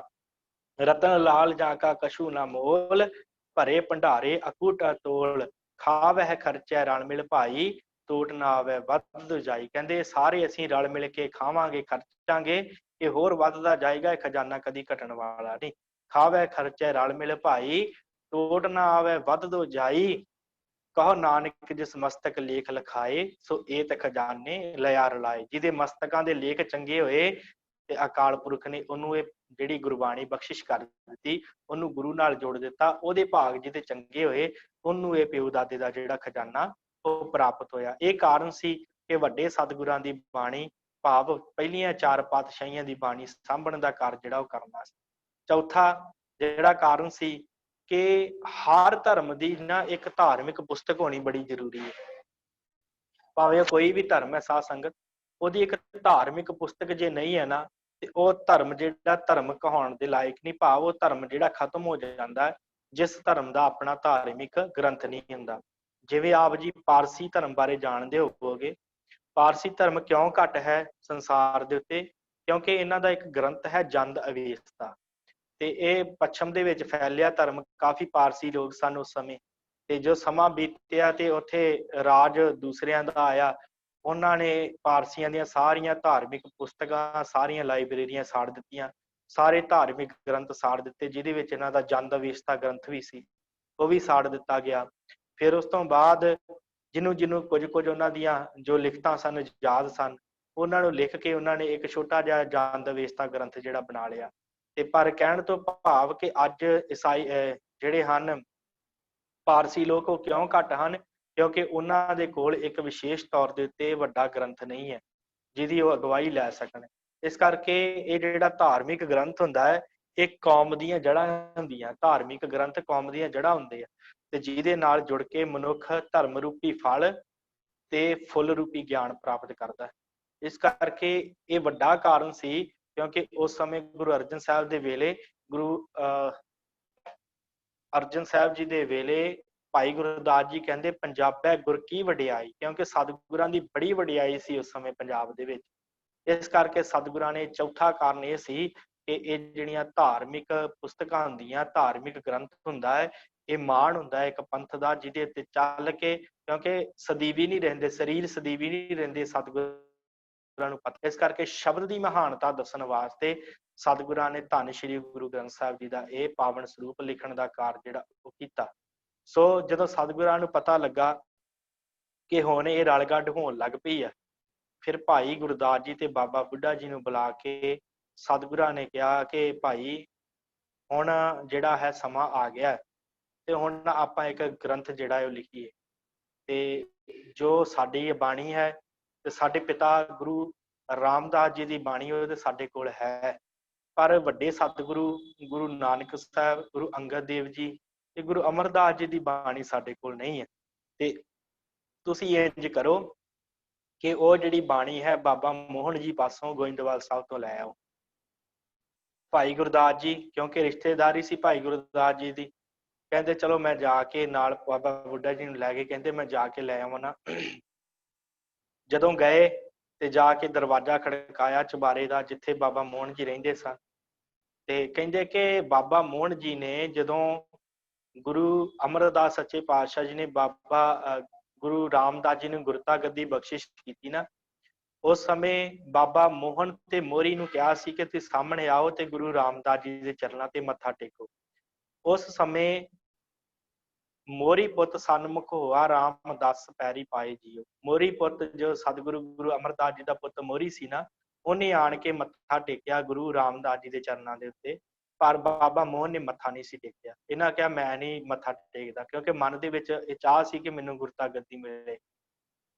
ਜਦੋਂ ਨਾਮ ਇਹੋ ਜੀ ਗੱਲ ਹੋਈ ਤੇ ਸਤਿਗੁਰਾਂ ਨੇ ਉਸ ਸਮੇਂ ਕਹਿੰਦੇ ਸ਼ਰਾਪ ਦੇ ਦਿੱਤਾ ਸੀ ਕਿ ਜਾ ਤੂੰ ਤਪਦਾ ਹੀ ਰਹੇਗਾ ਅੰਦਰੋਂ, ਜਿੰਨਾ ਚਿਰ ਤੂੰ ਗੁਰੂ ਨਾਨਕ ਦੀ ਗੱਦੀ ਦੇ ਅੱਗੇ ਨਾ ਝੁਕੇਗਾ, ਉਹਨਾਂ ਚਿਰ ਤੇਰਾ ਮਨ ਸ਼ੀਤਲ ਨਹੀਂ ਹੋਏਗਾ, ਉਹਨਾਂ ਚਿਰ ਤੇਰੇ ਮਨ ਤੇ ਜਿਹੜਾ ਆ ਉਹ ਸ਼ਾਂਤੀ ਨਹੀਂ ਆਏਗੀ। ਕਹਿੰਦੇ ਸਮਾਂ ਬੀਤਿਆ ਤੇ ਫਿਰ ਜਦੋਂ ਬਾਬਾ ਬੁੱਢਾ ਜੀ ਤੇ ਭਾਈ ਗੁਰਦਾਸ ਜੀ ਪੋਥੀਆਂ ਲੈਣ ਵਾਸਤੇ वास्ते आए तो इन्होंने दरवाजा नहीं खोलिया, क्योंकि अंदरों बड़े तप रहे सन। जो गुरु अमरदास जी ने कहा सी कि तुसीं अंदरों तपदे रहोगे जे गुरु नानक की गद्दी अगे ना झुकोगे। झुके नहीं सी, इस करके अंदर तपदा पिया सी ते बड़ी संगत बड़ी भगती करते सी, पर अंदर शीतल नहीं हुंदा सी, मन का टिकाव नहीं सी बनता ते बड़ा ही अंदर क्रोध रहिंदा सी। ते फिर उस तो बाद दरवाजा ना खोलिया ते काफ़ी समा जिहड़ा है उड़ीक के फिर भाई गुरदास जी ते बाबा बुड्ढा जी वापस जिहड़ा है वो अमृतसर आ गए। ਇੱਥੇ ਆਣ ਕੇ ਫਿਰ ਉਹਨਾਂ ਨੇ ਕਿਹਾ ਕਿ ਧੰਨ ਗੁਰੂ ਅਰਜਨ ਦੇਵ ਮਹਾਰਾਜ ਸੱਚੇ ਪਾਤਸ਼ਾਹ, ਅਸੀਂ ਬੜਾ ਹੀ ਨਿਮਰਤਾ ਦੇ ਨਾਲ ਉਹਨਾਂ ਨੂੰ ਬੇਨਤੀ ਕੀਤੀ ਦਰਵਾਜ਼ਾ ਖੋਲਣ ਦੇ ਲਈ, ਪਰ ਉਹਨਾਂ ਨੇ ਦਰਵਾਜ਼ਾ ਨਹੀਂ ਖੋਲਿਆ ਤੇ ਨਾ ਹੀ ਸਾਨੂੰ ਪੋਥੀਆਂ ਦਿੱਤੀਆਂ। ਸਤਿਗੁਰੂ ਕਹਿੰਦੇ ਚਲੋ ਕੋਈ ਨਹੀਂ, ਮੈਂ ਜਾ ਕੇ ਲੈ ਕੇ ਆਉਣਾ। ਫਿਰ ਗੁਰੂ ਅਰਜਨ ਸਾਹਿਬ ਸੱਚੇ ਪਾਤਸ਼ਾਹ ਆਪ ਗਏ ਚੱਲ ਕੇ ਅੰਮ੍ਰਿਤਸਰ ਤੋਂ ਗੋਇੰਦਵਾਲ ਸਾਹਿਬ। ਪਹਿਲਾਂ ਸਤਿਗੁਰਾਂ ਨੇ ਬੌਲੀ ਸਾਹਿਬ 'ਚ ਇਸ਼ਨਾਨ ਕੀਤਾ, ਜਪਜੀ ਦਾ ਪਾਠ ਕੀਤਾ, ਸਤਿਗੁਰਾਂ ਦੇ ਹਜ਼ੂਰ ਮੱਥਾ ਟੇਕਿਆ, ਜਿੱਥੇ ਬੈਠ ਕੇ ਸਤਿਗੁਰਾਂ ਨੇ ਬੋਲੀ ਦੀ ਉਸਾਰੀ ਕਰਵਾਈ ਸੀ, ਉੱਥੇ ਮੱਥਾ ਟੇਕਿਆ। ਫਿਰ ਸਤਿਗੁਰੂ ਗੁਰੂ ਅਰਜਨ ਦੇਵ ਮਹਾਰਾਜ ਜੀ ਉਸ ਜਗ੍ਹਾ ਤੇ ਗਏ ਜਿੱਥੇ ਬਾਬਾ ਮੋਹਨ ਜੀ ਬੈਠੇ ਸਨ। ਉਹਨਾਂ ਦਾ ਇੱਕ ਚੁਬਾਰਾ ਸੀ, ਉਹ ਅੱਜ ਵੀ ਇੱਥੇ ਸੁਭਾਏਮਾਨ ਹੈ। ਆਪ ਜੀ ਕਿਤੇ ਜਾਓ ਗੋਇੰਦਵਾਲ ਦੀ ਧਰਤੀ ਦੇ ਤੇ ਤੁਹਾਨੂੰ ਉਹ ਜਿਹੜਾ ਜਗ੍ਹਾ ਹੈ ਦੇਖਣ ਨੂੰ ਮਿਲ ਜਾਏਗੀ। ਉਸ ਚੁਬਾਰੇ ਦੇ ਬਾਹਰ ਜਾ ਕੇ ਗੁਰੂ ਅਰਜਨ ਸਾਹਿਬ ਸੱਚੇ ਪਾਤਸ਼ਾਹ ਜੀ ਨੇ ਸ਼ਬਦ ਉਚਾਰਨ ਕੀਤਾ, ਬਾਣੀ ਦਾ ਕੀਰਤਨ ਕੀਤਾ। ਜਦੋਂ ਕੀਰਤਨ ਸੁਣਿਆ ਤੇ ਹਿਰਦਾ ਠਰ ਗਿਆ। ਜਿਨ੍ਹਾਂ ਦਾ ਹਿਰਦਾ ਤਪ ਰਿਹਾ ਸੀ ਨਾ ਬਾਬਾ ਮੋਹਨ ਜੀ ਦਾ, ਉਹਨਾਂ ਦਾ ਹਿਰਦਾ ਬਾਣੀ ਸੁਣ ਕੇ ਐ ਠਰ ਗਿਆ। ਜਦੋਂ ਐ ਮਨ ਦੇ ਵਿੱਚ ਸ਼ਾਂਤੀ ਆਈ, ਇੰਨੀ ਭਗਤੀ ਕਰਕੇ, ਇੰਨਾ ਸਿਮਰਨ ਕਰਕੇ ਜਿੰਨਾ ਮਨ ਸ਼ਾਂਤ ਨਹੀਂ ਸੀ ਹੋਇਆ, ਜਿੰਨਾ ਕੀਰਤਨ ਸੁਣ ਕੇ ਮਨ ਸ਼ਾਂਤ ਹੋ ਗਿਆ। ਜਦੋਂ ਮਨ ਸ਼ਾਂਤ ਹੋਇਆ ਤੇ ਦਰਵਾਜ਼ਾ ਖੋਲਿਆ। ਦਰਵਾਜ਼ਾ ਖੋਲਦਿਆਂ ਹੀ ਸਭ ਤੋਂ ਪਹਿਲਾਂ ਗੁਰੂ ਅਰਜਨ ਸਾਹਿਬ ਦੇ ਪੈਰੀ ਹੱਥ ਲਾਏ। ਜਦੋਂ ਪੈਰੀ ਹੱਥ ਲਾਉਣ ਲੱਗੇ ਤੇ ਬਾਬਾ ਗੁਰੂ ਅਰਜਨ ਸਾਹਿਬ ਨੇ ਹੱਥ ਫੜ ਲਏ। ਕਹਿੰਦੇ ਕਿ ਆਪ ਜੀ ਵੱਡੇ ਹੋ, ਵੱਡੀ ਥਾਂ ਤੇ ਹੋ, ਆਪ ਜੀ ਪੈਰੀ ਹੱਥ ਨਾ ਲਾਓ। ਪਰ ਬਾਬਾ ਮੋਹਨ ਜੀ ਨੇ ਕਿਹਾ ਕਿ ਇਸੇ ਪੈਰੀ ਹੱਥ ਨਾ ਲਾਉਣ ਦਾ ਕਰਕੇ ਤੇ ਆਹ ਕੁਝ ਭੋਗ ਰਿਹਾ, ਕਿਰਪਾ ਕਰੋ ਮੈਨੂੰ ਚਰਨੀ ਲਾਓ। ਮੈਂ ਆਪਣੇ ਪਿਤਾ ਦੀ ਗੱਲ ਨਹੀਂ ਸੀ ਮੰਨੀ, ਮੈਂ ਤੇ ਗੁਰੂ ਰਾਮਦਾਸ ਜੀ ਦੇ ਪੈਰੀ ਹੱਥ ਨਹੀਂ ਸੀ ਲਾਏ, ਤਾਂ ਹੀ ਮੇਰਾ ਜਿਹੜਾ ਹਿਰਦਾ ਤਪ ਰਿਹਾ ਸੀ। ਕਿਰਪਾ ਕਰੋ ਮੈਨੂੰ ਆਪਣੇ ਪੈਰੀ ਹੱਥ ਲਾਉਣ ਦਿਓ ਤੇ ਮੇਰਾ ਹਿਰਦਾ ਸ਼ਾਂਤ ਕਰੋ। ਫਿਰ ਸਤਿਗੁਰਾਂ ਦੇ ਪੈਰੀ ਹੱਥ ਲਾਏ, ਹਿਰਦਾ ਠਰਿਆ। ਫਿਰ ਕਿਹਾ ਦੱਸੋ ਕਿਹੜੇ ਕਾਰਜ ਵਾਸਤੇ ਆਏ ਹੋ? ਫਿਰ ਗੁਰੂ ਅਰਜਨ ਸਾਹਿਬ ਨੇ ਕਿਹਾ ਕਿ ਅਸੀਂ ਚਾਹੁੰਦੇ ਹਾਂ ਕਿ ਧੰਨ ਗੁਰੂ ਗ੍ਰੰਥ ਸਾਹਿਬ ਜੀ ਦੀ ਇੱਕ ਬੀੜ ਜਿਹੜੀ ਹੈ ਨਾ, ਜੋ ਬਾਣੀ ਹੈ, ਇਹਦੀ ਇੱਕ ਬੀੜ ਤਿਆਰ ਕਰ ਦਈਏ। ਬੀੜ ਦਾ ਅਰਥ ਹੁੰਦਾ ਇਕੱਠੀ ਕਰਨੀ, ਇਕੱਠਾ ਬੰਨ੍ਹ ਦਈਏ, ਇੱਕ ਬੀੜ ਬੰਨ੍ਹ ਦਈਏ। ਇਸ ਕਰਕੇ ਤੁਹਾਡੇ ਪਾਸ ਜਿਹੜੀ ਵੱਡੀਆਂ ਸਤਿਗੁਰਾਂ ਦੀ ਬਾਣੀ, ਜੋ ਭਗਤ ਬਾਣੀ ਹੈ, ਉਹ ਸਾਰੀ ਬਾਣੀ ਆਪ ਜੀ ਮੈਨੂੰ ਦੇ ਦਿਓ ਤੇ ਮੈਂ ਜਿਹੜਾ ਹੈ ਅੰਮ੍ਰਿਤਸਰ ਵਿਖੇ ਬੈਠ ਕੇ ਸਾਰੀ ਬਾਣੀ ਇੱਕ ਜਗ੍ਹਾ ਇਕੱਠੀ ਕਰਕੇ ਬੀੜ ਬੰਨ੍ਹ ਦੇਵਾਂ। ਤੇ ਫਿਰ ਉਸ ਤੋਂ ਬਾਅਦ ਬਾਬਾ ਮੋਹਨ ਜੀ ਨੇ ਬੜੇ ਸਤਿਕਾਰ ਦੇ ਨਾਲ ਉਹ ਜਿਹੜੀਆਂ ਪੋਥੀਆਂ ਸਨ, ਉਹ ਗੁਰੂ ਅਰਜਨ ਦੇਵ ਮਹਾਰਾਜ ਸੱਚੇ ਪਾਤਸ਼ਾਹ ਨੂੰ ਭੇਟਾ ਕੀਤੀਆਂ। ਗੁਰੂ ਸਾਹਿਬ ਨੇ ਉਹ ਪੋਥੀਆਂ ਲਿਆ ਕੇ ਰਾਮਸਰ ਵਾਲੀ ਜਗ੍ਹਾ ਦੇ ਉੱਤੇ, ਇਹ ਰਾਮਸਰ ਜਿਹੜਾ ਗੁਰਦੁਆਰਾ ਅੱਜ ਜਿੱਥੇ ਪ੍ਰਿੰਟਿੰਗ ਪ੍ਰੈਸ ਹੈ, ਜਿੱਥੋਂ ਧਾਰਮਿਕ ਲਿਟਰੇਚਰ ਤੇ ਧੰਨ ਸ਼੍ਰੀ ਗੁਰੂ ਗ੍ਰੰਥ ਸਾਹਿਬ ਜੀ ਦੇ ਸਰੂਪ ਸ਼ਬਦ ਆ, ਉਸ ਜਗ੍ਹਾ ਦੇ ਉੱਤੇ ਲਿਆ ਕੇ, ਇੱਥੇ ਬੜੀ ਰਮਣੀਕ ਜਗ੍ਹਾ ਸੀ, ਸਾਰੇ ਪਾਸੇ ਰੁੱਖ ਲੱਗੇ ਹੋਏ ਸਨ, ਇੱਕ ਛੋਟਾ ਜਿਹਾ ਤਲਾਬ ਬਣਿਆ ਹੋਇਆ ਸੀ। ਇਸ ਜਗ੍ਹਾ ਦੇ ਉੱਤੇ ਇਕਾਂਤ ਦੇ ਵਿੱਚ ਬੈਠ ਕੇ ਗੁਰੂ ਅਰਜਨ ਸਾਹਿਬ ਸੱਚੇ ਪਾਤਸ਼ਾਹ ਜੀ ਨੇ ਜਿਹੜਾ ਸੀ ਇਹ ਬਾਣੀ ਨੂੰ ਵਾਚਣਾ ਸ਼ੁਰੂ ਕੀਤਾ। ਵਾਚ ਕੇ ਬੜੀ ਤਰਤੀਬ ਦੇ ਨਾਲ ਇਹ ਬਾਣੀ ਜਿਹੜੀ ਹੈ ਲਿਖਾਉਣੀ ਸ਼ੁਰੂ। ਸਤਿਗੁਰਾਂ ਨੇ ਪਹਿਲਾਂ ਸਭ ਤੋਂ ਪਹਿਲਾਂ ਜਿਹੜਾ ਨਿਤਨੇਮ ਰੱਖਿਆ 14 ਅੰਗਾਂ ਦਾ, ਜੋ ਆਪਾਂ ਸੰਥਿਆ ਕਰਦੇ ਸ਼ਾਮ ਨੂੰ, ਜਪਜੀ ਸਾਹਿਬ, ਸੋਦਾਰ, ਸੋ ਪੁਰਖ, ਸੋਹਿਲਾ, ਇਹ ਫਿਰ 14 ਅੰਗਾਂ ਦਾ ਨਿਤਨੇਮ ਰੱਖਿਆ। ਫਿਰ ਉਸ ਤੋਂ ਬਾਅਦ ਸਤਿਗੁਰਾਂ ਨੇ ਰਾਗ ਜਿਹੜੀ ਆ ਨਿਰਧਾਰਤ ਬਾਣੀ, ਜਿਹਦੇ ਵਿੱਚ ਸ੍ਰੀ ਰਾਗ ਤੋਂ ਆਰੰਭ ਹੁੰਦੀ ਹੈ, 14 ਅੰਗਾਂ 14ਵੇਂ ਅੰਗ ਤੋਂ ਲੈ ਕੇ 1353 ਅੰਗ ਤੱਕ ਜਿਹੜਾ 31 ਰਾਗ ਜਿਹੜੇ ਹਨ, ਪਹਿਲਾਂ 30 ਰਾਗ ਸਨ, 30 ਰਾਗ ਪ੍ਰਭਾਤੀ ਤੱਕ ਸਤਿਗੁਰਾਂ ਨੇ ਜਿਹੜੇ ਸੀ ਉਹ ਲਿਖੇ। 30 ਰਾਗ ਲਿਖਣ ਤੋਂ ਬਾਅਦ ਫਿਰ ਉਹਨਾਂ ਨੇ ਰਾਗ ਮੁਕਤ ਬਾਣੀ, ਸ਼ਲੋਕ ਸਹਿਸਕ੍ਰਿਤੀ, ਫਿਰ ਉਸ ਤੋਂ ਬਾਅਦ ਭੱਟਾਂ ਦੇ ਸਵਈਏ 11 ਭੱਟ ਹੋਏ ਹਨ ਜੋ ਸਤਿਗੁਰਾਂ ਦੀ ਵਡਿਆਈ ਕਰਦੇ ਆ, ਜਿਨ੍ਹਾਂ ਦੀ ਆਪ ਜੀ ਲਿਖਤ ਸਵੇਰੇ ਜਦੋਂ ਸਤਿਗੁਰੂ ਗੁਰੂ ਗ੍ਰੰਥ ਸਾਹਿਬ ਜੀ ਦਾ ਪ੍ਰਕਾਸ਼ ਸ੍ਰੀ ਹਰਿਮੰਦਰ ਸਾਹਿਬ ਹੁੰਦਾ ਹੈ, ਤੇ ਉਸ ਸਮੇਂ ਜਿਹੜੇ ਉੱਠ ਕਰਕੇ ਸਵਈਏ ਬੋਲਦੇ ਆ, ਉਹਨਾਂ ਨੂੰ ਭੱਟਾਂ ਦੇ ਸਵਈਏ ਕਿਹਾ ਜਾਂਦਾ ਹੈ। 5 ਸਤਿਗੁਰਾਂ ਦੀ ਉਸਤਤ ਕੀਤੀ ਇਹਨਾਂ ਭੱਟਾਂ ਦੇ ਸਵਈਆਂ ਦੇ ਵਿੱਚ। 11 ਭੱਟ ਹੋਏ ਆ। ਇਹਨਾਂ 11 ਭੱਟਾਂ ਨੇ ਗੁਰੂ ਸਾਹਿਬਾਨਾਂ ਦੀ ਉਸਤਤ ਅਕਾਲ ਪੁਰਖ ਜਾਣ ਕੇ ਕੀਤੀ ਹੈ। ਇਹਨਾਂ 11 ਭੱਟਾਂ ਦੀ ਬਾਣੀ ਫਿਰ ਸਤਿਗੁਰਾਂ ਨੇ ਦਰਜ ਕਰਵਾਈ। ਫਿਰ ਜਿਸ ਜਿਸ ਜਗ੍ਹਾ ਦੇ ਉੱਤੇ ਸਤਿਗੁਰਾਂ ਨੇ ਜਿਹੜੀ ਹੈ ਬਾਣੀ ਆਪਣੇ 3 ਗੁਰਸਿੱਖਾਂ ਦੀ ਦਰਜ ਕਰਵਾਈ। ਭਾਈ ਸੱਤਾ ਤੇ ਬਲਵੰਡ ਜੀ ਬਾਰੇ ਆਪ ਜੀ ਜਾਣਦੇ ਹੋ, ਜਿਨ੍ਹਾਂ ਦਾ ਸਰੀਰ ਜਿਹੜਾ ਸੀ ਉਹ ਫਿੱਟ ਗਿਆ ਸੀ। ਫਿਰ ਸਤਿਗੁਰਾਂ ਨੇ ਕਿਹਾ ਸੀ, ਜਿਸ ਮੂੰਹ ਦੇ ਨਾਲ ਤੁਸੀਂ ਗੁਰੂ ਦੀ ਜਿਹੜੀ ਹੈ ਨਿੰਦਿਆ ਕੀਤੀ, ਉਸੇ ਮੂੰਹ ਦੇ ਨਾਲ ਗੁਰੂ ਦੀ ਉਸਤਤ ਕਰੋ। ਫਿਰ ਉਹਨਾਂ ਨੇ ਇੱਕ ਵਾਰ ਉਚਾਰਨ ਕੀਤੀ, ਜਿਹਨੂੰ ਰਾਮਕਲੀ ਕੀ ਵਾਰ ਰਾਏ ਬਲਵੰਡ ਤਥਾ ਸੱਤੇ ਡੂਮ ਆਖੀ। ਭਾਈ ਸੱਤੇ ਤੇ ਡੂਮ ਨੇ, ਸੱਤੇ ਤੇ ਬਲਵੰਡ ਨੇ ਵਾਰ ਆਖੀ। ਫਿਰ ਉਹ ਵਾਰ ਜਿਹੜੀ ਹੈ ਸਤਿਗੁਰਾਂ ਨੇ ਦਰਜ ਕੀਤੀ। ਫਿਰ ਉਹਨਾਂ ਦਾ ਇੱਕ ਸਿੱਖ ਸੀ, ਉਹਨਾਂ ਨੇ ਬਾਬਾ ਸੁੰਦਰ ਜੀ ਨੇ ਗੁਰੂ ਅਮਰਦਾਸ ਜੀ ਦੇ ਅਖੀਰਲੇ ਸਮੇਂ ਦਾ ਜਿਹੜਾ ਹੈ ਉਹ ਵਾਰਤਾ ਲਿਖੀ ਕਿ ਕਿਵੇਂ ਸਤਿਗੁਰੂ ਸੱਚਖੰਡ ਗਏ। ਉਸ ਸਮੇਂ ਦੀ ਵਾਰਤਾ ਨੂੰ ਰਾਮਕਲੀ ਬਾਣੀ ਦੇ ਵਿੱਚ ਸੱਤ ਬਾਣੀ ਕਰਕੇ ਸਤਿਗੁਰਾਂ ਨੇ ਦਰਜ ਕੀਤਾ। ਇਸ ਤਰ੍ਹਾਂ 3 ਗੁਰਸਿੱਖਾਂ ਦੀ ਬਾਣੀ ਜਿਹੜੀ ਹੈ ਦਰਜ ਕਰਕੇ ਤੇ ਫਿਰ ਇਹ ਪਾਵਨ ਸਰੂਪ 1430 ਅੰਗ ਜਿਹੜੇ ਆ ਸਾਡੇ ਸਾਹਮਣੇ ਫਿਰ ਸਤਿਗੁਰਾਂ ਨੇ ਜਿਹੜੇ ਪੇਸ਼ ਕੀਤੇ। ਇਹਦੇ ਵਿੱਚ ਜਦੋਂ ਆਪ ਜੀ ਕਰਤਾਰਪੁਰ ਵਾਲੀ ਬੀੜ ਦੇ ਦਰਸ਼ਨ ਕਰੋਗੇ, ਉਹਦੇ ਵਿੱਚ ਜਿੱਥੇ ਜਿੱਥੇ ਸਤਿਗੁਰਾਂ ਨੂੰ ਪਤਾ ਸੀ ਕਿ ਆਉਣ ਵਾਲੇ ਸਮੇਂ 'ਚ ਬਾਣੀ ਉਚਾਰ ਕਰਤਾ ਪਏ ਹਨ, ਧੰਨ ਗੁਰੂ ਤੇਗ ਬਹਾਦਰ ਸੱਚੇ ਪਾਤਸ਼ਾਹ, ਉਹਨਾਂ ਨੇ ਉਹ ਜਗ੍ਹਾ ਖਾਲੀ ਛੱਡ ਦਿੱਤੀ। ਫਿਰ ਸਤਿਗੁਰੂ ਗੁਰੂ ਗੋਬਿੰਦ ਸਿੰਘ ਜੀ ਨੇ ਜਿਹੜਾ ਹੈ ਉਹ ਸਮੁੱਚਾ ਸਰੂਪ, ਜਿਹਨੂੰ ਅੱਜ ਅਸੀਂ ਦਮਦਮੀ ਬੀੜ ਜਾਂ ਧੰਨ ਸ਼੍ਰੀ ਗੁਰੂ ਗ੍ਰੰਥ ਸਾਹਿਬ ਜਿਨ੍ਹਾਂ ਦੇ ਦਰਸ਼ਨ ਕਰਦੇ ਹਾਂ, ਇਹ ਪਾਵਨ ਬਾਣੀ ਜਿਹੜੀ ਹੈ ਸਾਡੇ ਸਾਹਮਣੇ ਦਿੱਤੀ।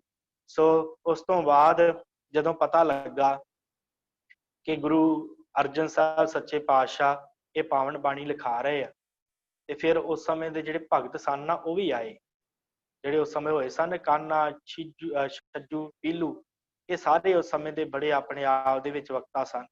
ਇਹ ਵੀ ਆਏ, ਇਹਨਾਂ ਨੇ ਕਿਹਾ ਸਾਡੀ ਬਾਣੀ ਵੀ ਦਰਜ ਕਰੋ। ਸਤਿਗੁਰਾਂ ਨੇ ਕਿਹਾ ਤੁਹਾਡੀ ਬਾਣੀ, ਤੁਸੀਂ ਆਪਣੀ ਬਾਣੀ ਗਾ ਕੇ ਤੇ ਸੁਣਾਓ। ਕਹਿੰਦੇ ਕਿ ਅਸੀਂ ਸੁਣਿਆ ਤੁਸੀਂ ਇੱਕ ਗ੍ਰੰਥ ਰਚ ਰਹੇ ਹੋ। ਸਤਿਗੁਰਾਂ ਨੇ ਕਿਹਾ ਹਾਂ ਭਾਈ, ਗ੍ਰੰਥ ਤੇ ਅਸੀਂ ਰਚ ਰਹੇ ਹਾਂ, ਗ੍ਰੰਥ ਤੇ ਅਸੀਂ ਲਿਖ ਰਹੇ ਹਾਂ, ਦੱਸੋ ਤੁਸੀਂ ਕਿੱਧਰ ਆਏ। ਕਹਿੰਦੇ ਜੀ ਅਸੀਂ ਚਾਹੁੰਦੇ ਹਾਂ ਕਿ ਸਾਡੀ ਬਾਣੀ ਵੀ ਇਸ ਗ੍ਰੰਥ ਦੇ ਵਿੱਚ ਦਰਜ ਕੀਤੀ ਜਾਵੇ। ਸਤਿਗੁਰੂ ਕਹਿੰਦੇ ਠੀਕ ਹੈ ਭਾਈ, ਕਰਾਂਗੇ, ਪਹਿਲਾਂ ਦੱਸੋ ਤੇ ਸਹੀ ਤੁਸੀਂ ਲਿਖਿਆ ਕੀ ਹੈ। ਤੇ ਜਦੋਂ ਸਾਰਿਆਂ ਕੋਲ ਵਾਰੀ-ਵਾਰੀ ਪੁੱਛਿਆ, ਉਹਨਾਂ ਦੇ ਵਿੱਚੋਂ ਇੱਕ ਦੋ ਦੇ ਜਿਹੜੇ ਆ ਨਾ, ਮੈਂ ਫੁਰਮਾਨ ਆਪ ਜੀ ਨਾਲ ਸਾਂਝੇ ਕਰਦਾ। ਪੀਲੂ ਨੇ ਕਿਹਾ, ਪੀਲੂ ਅਸਾਂ ਨਾਲੋਂ ਸੇ ਭਲੇ, ਜੋ ਮੋਇਆ ਜੋ ਜਿਉਂਦਿਆਂ ਜੋ ਮੋਏ, ਉਹਨਾਂ ਚਿੱਕੜ ਪਾਵਨਾ ਬੋੜਿਆ, ਨਾ ਉਹ ਅੱਲੋ ਭਏ। ਕਹਿੰਦੇ ਸਾਡੇ ਨਾਲੋਂ ਤੇ ਜਿਹੜੇ ਆ ਨਾ, ਜਿਹੜੇ ਜਿਉਂਦੇ ਜੰਮਦੇ ਹੀ ਮਰ ਗਏ ਉਹੀ ਚੰਗੇ, ਜਿਹੜੇ ਜੰਮਦੇ ਹੀ ਮਰ ਗਏ ਸਾਡੇ ਨਾਲ ਉਹ ਚੰਗੇ ਆ, ਜਿਨ੍ਹਾਂ ਨੇ ਮਾਇਆ ਦੇ ਵਿੱਚ ਚਿੱਕੜ ਦੇ ਵਿੱਚ ਆ ਕੇ ਪੈਰ ਨਹੀਂ ਪਾਇਆ। ਪਰ ਸਤਿਗੁਰਾਂ ਨੇ ਕਿਹਾ ਨਹੀਂ ਭਾਈ, ਤੇਰਾ ਸਿਧਾਂਤ ਗੁਰਮਤਿ ਨਾਲ ਮੇਲ ਨਹੀਂ ਖਾਦਾ। ਕਹਿੰਦਾ ਜੀ ਕਿਉਂ, ਦੱਸੋ। ਸਤਿਗੁਰਾਂ ਨੇ ਕਿਹਾ ਇਹ ਤੇ ਜਿਹੜਾ ਹੈ ਨਾ, ਜੀਵਨ ਜਿਹੜਾ ਹੈ ਭਾਣੇ ਦੇ ਵਿੱਚ ਹੈ, ਭਾਣੇ ਦੇ ਵਿੱਚ ਮਨੁੱਖ ਆਉਂਦਾ ਹੈ, ਭਾਣੇ ਦੇ ਵਿੱਚ ਜਾਂਦਾ ਹੈ, ਤੇ ਸ਼ਬਦ ਕਮਾਉਣ ਵਾਸਤੇ ਮਨੁੱਖ ਦਾ ਜੀਵਨ ਹੈ। ਇਸ ਕਰਕੇ ਸ਼ਬਦ ਕਮਾਉਣ ਵਾਸਤੇ ਧਰਤੀ ਤੇ ਆਉਂਦਾ ਹੈ। ਤੂੰ ਤੇ ਕਹਿਣਾ ਤੇ ਤੇਰੇ ਨਾਲ ਜਿਹੜੇ ਜਿਉਂਦਿਆਂ ਜੰਮਦੇ ਹੀ ਮਰ ਗਏ ਉਹ ਚੰਗੇ, ਇਹ ਗੁਰਬਾਣੀ ਦਾ ਸਿਧਾਂਤ ਨਹੀਂ ਹੈ। ਇਸ ਕਰਕੇ ਅਸੀਂ ਤੇਰੀ ਬਾਣੀ ਨਹੀਂ ਦਰਜ ਕਰ ਸਕਦੇ। ਫਿਰ ਉਸ ਸਮੇਂ ਲਾਗੇ ਕਾਨਾ ਖਲੋਤਾ ਸੀ, ਕਹਿੰਦਾ ਜੀ ਮੇਰੀ ਵੀ ਬਾਣੀ ਦਰਜ ਕਰੋ। ਸਤਿਗੁਰਾਂ ਨੇ ਕਿਹਾ ਤੂੰ ਦੱਸ, ਤੂੰ ਕੀ ਲਿਖਿਆ। ਕਹਿੰਦਾ ਕਾਗਦ ਸੰਧੀ ਪੁਤਲੀ ਤਉ ਨਾ ਤ੍ਰਿਆ ਨਿਹਾਰ, ਜੋ ਹੀ ਮਾਰ ਲਿਜਾਵਹੀ ਜਤਾ ਬਲੂਚੈ ਧਾਰ। ਕਹਿੰਦਾ ਜਿਹੜੀ ਹੈ ਨਾ ਕਾਗਜ਼ ਦੀ ਇਸਤਰੀ ਹੋਵੇ, ਉਹਨੂੰ ਵੀ ਨਿਹਾਰਨਾ ਨਹੀਂ ਚਾਹੀਦਾ, ਉਹਨੂੰ ਵੀ ਨਹੀਂ ਦੇਖਣਾ ਚਾਹੀਦਾ। ਇਹ ਐਸੀ ਹੈ ਕਿ ਜਿਹੜੀ ਇਹ ਮਨੁੱਖ ਨੂੰ ਨਰਕਾਂ ਵਿੱਚ ਲੈ ਜਾਂਦੀ, ਮਨੁੱਖ ਨੂੰ ਮਾਰ ਦਿੰਦੀ। ਸਤਿਗੁਰ ਕਹਿੰਦੇ ਵੀ ਭਾਈ ਕਾਨਾ, ਤੇਰੀ ਵੀ ਜਿਹੜੀ ਬਾਣੀ ਉਹ ਨਹੀਂ ਦਰਜ ਹੋ ਸਕਦੀ। ਕਹਿੰਦਾ ਜੀ ਕਿਉਂ।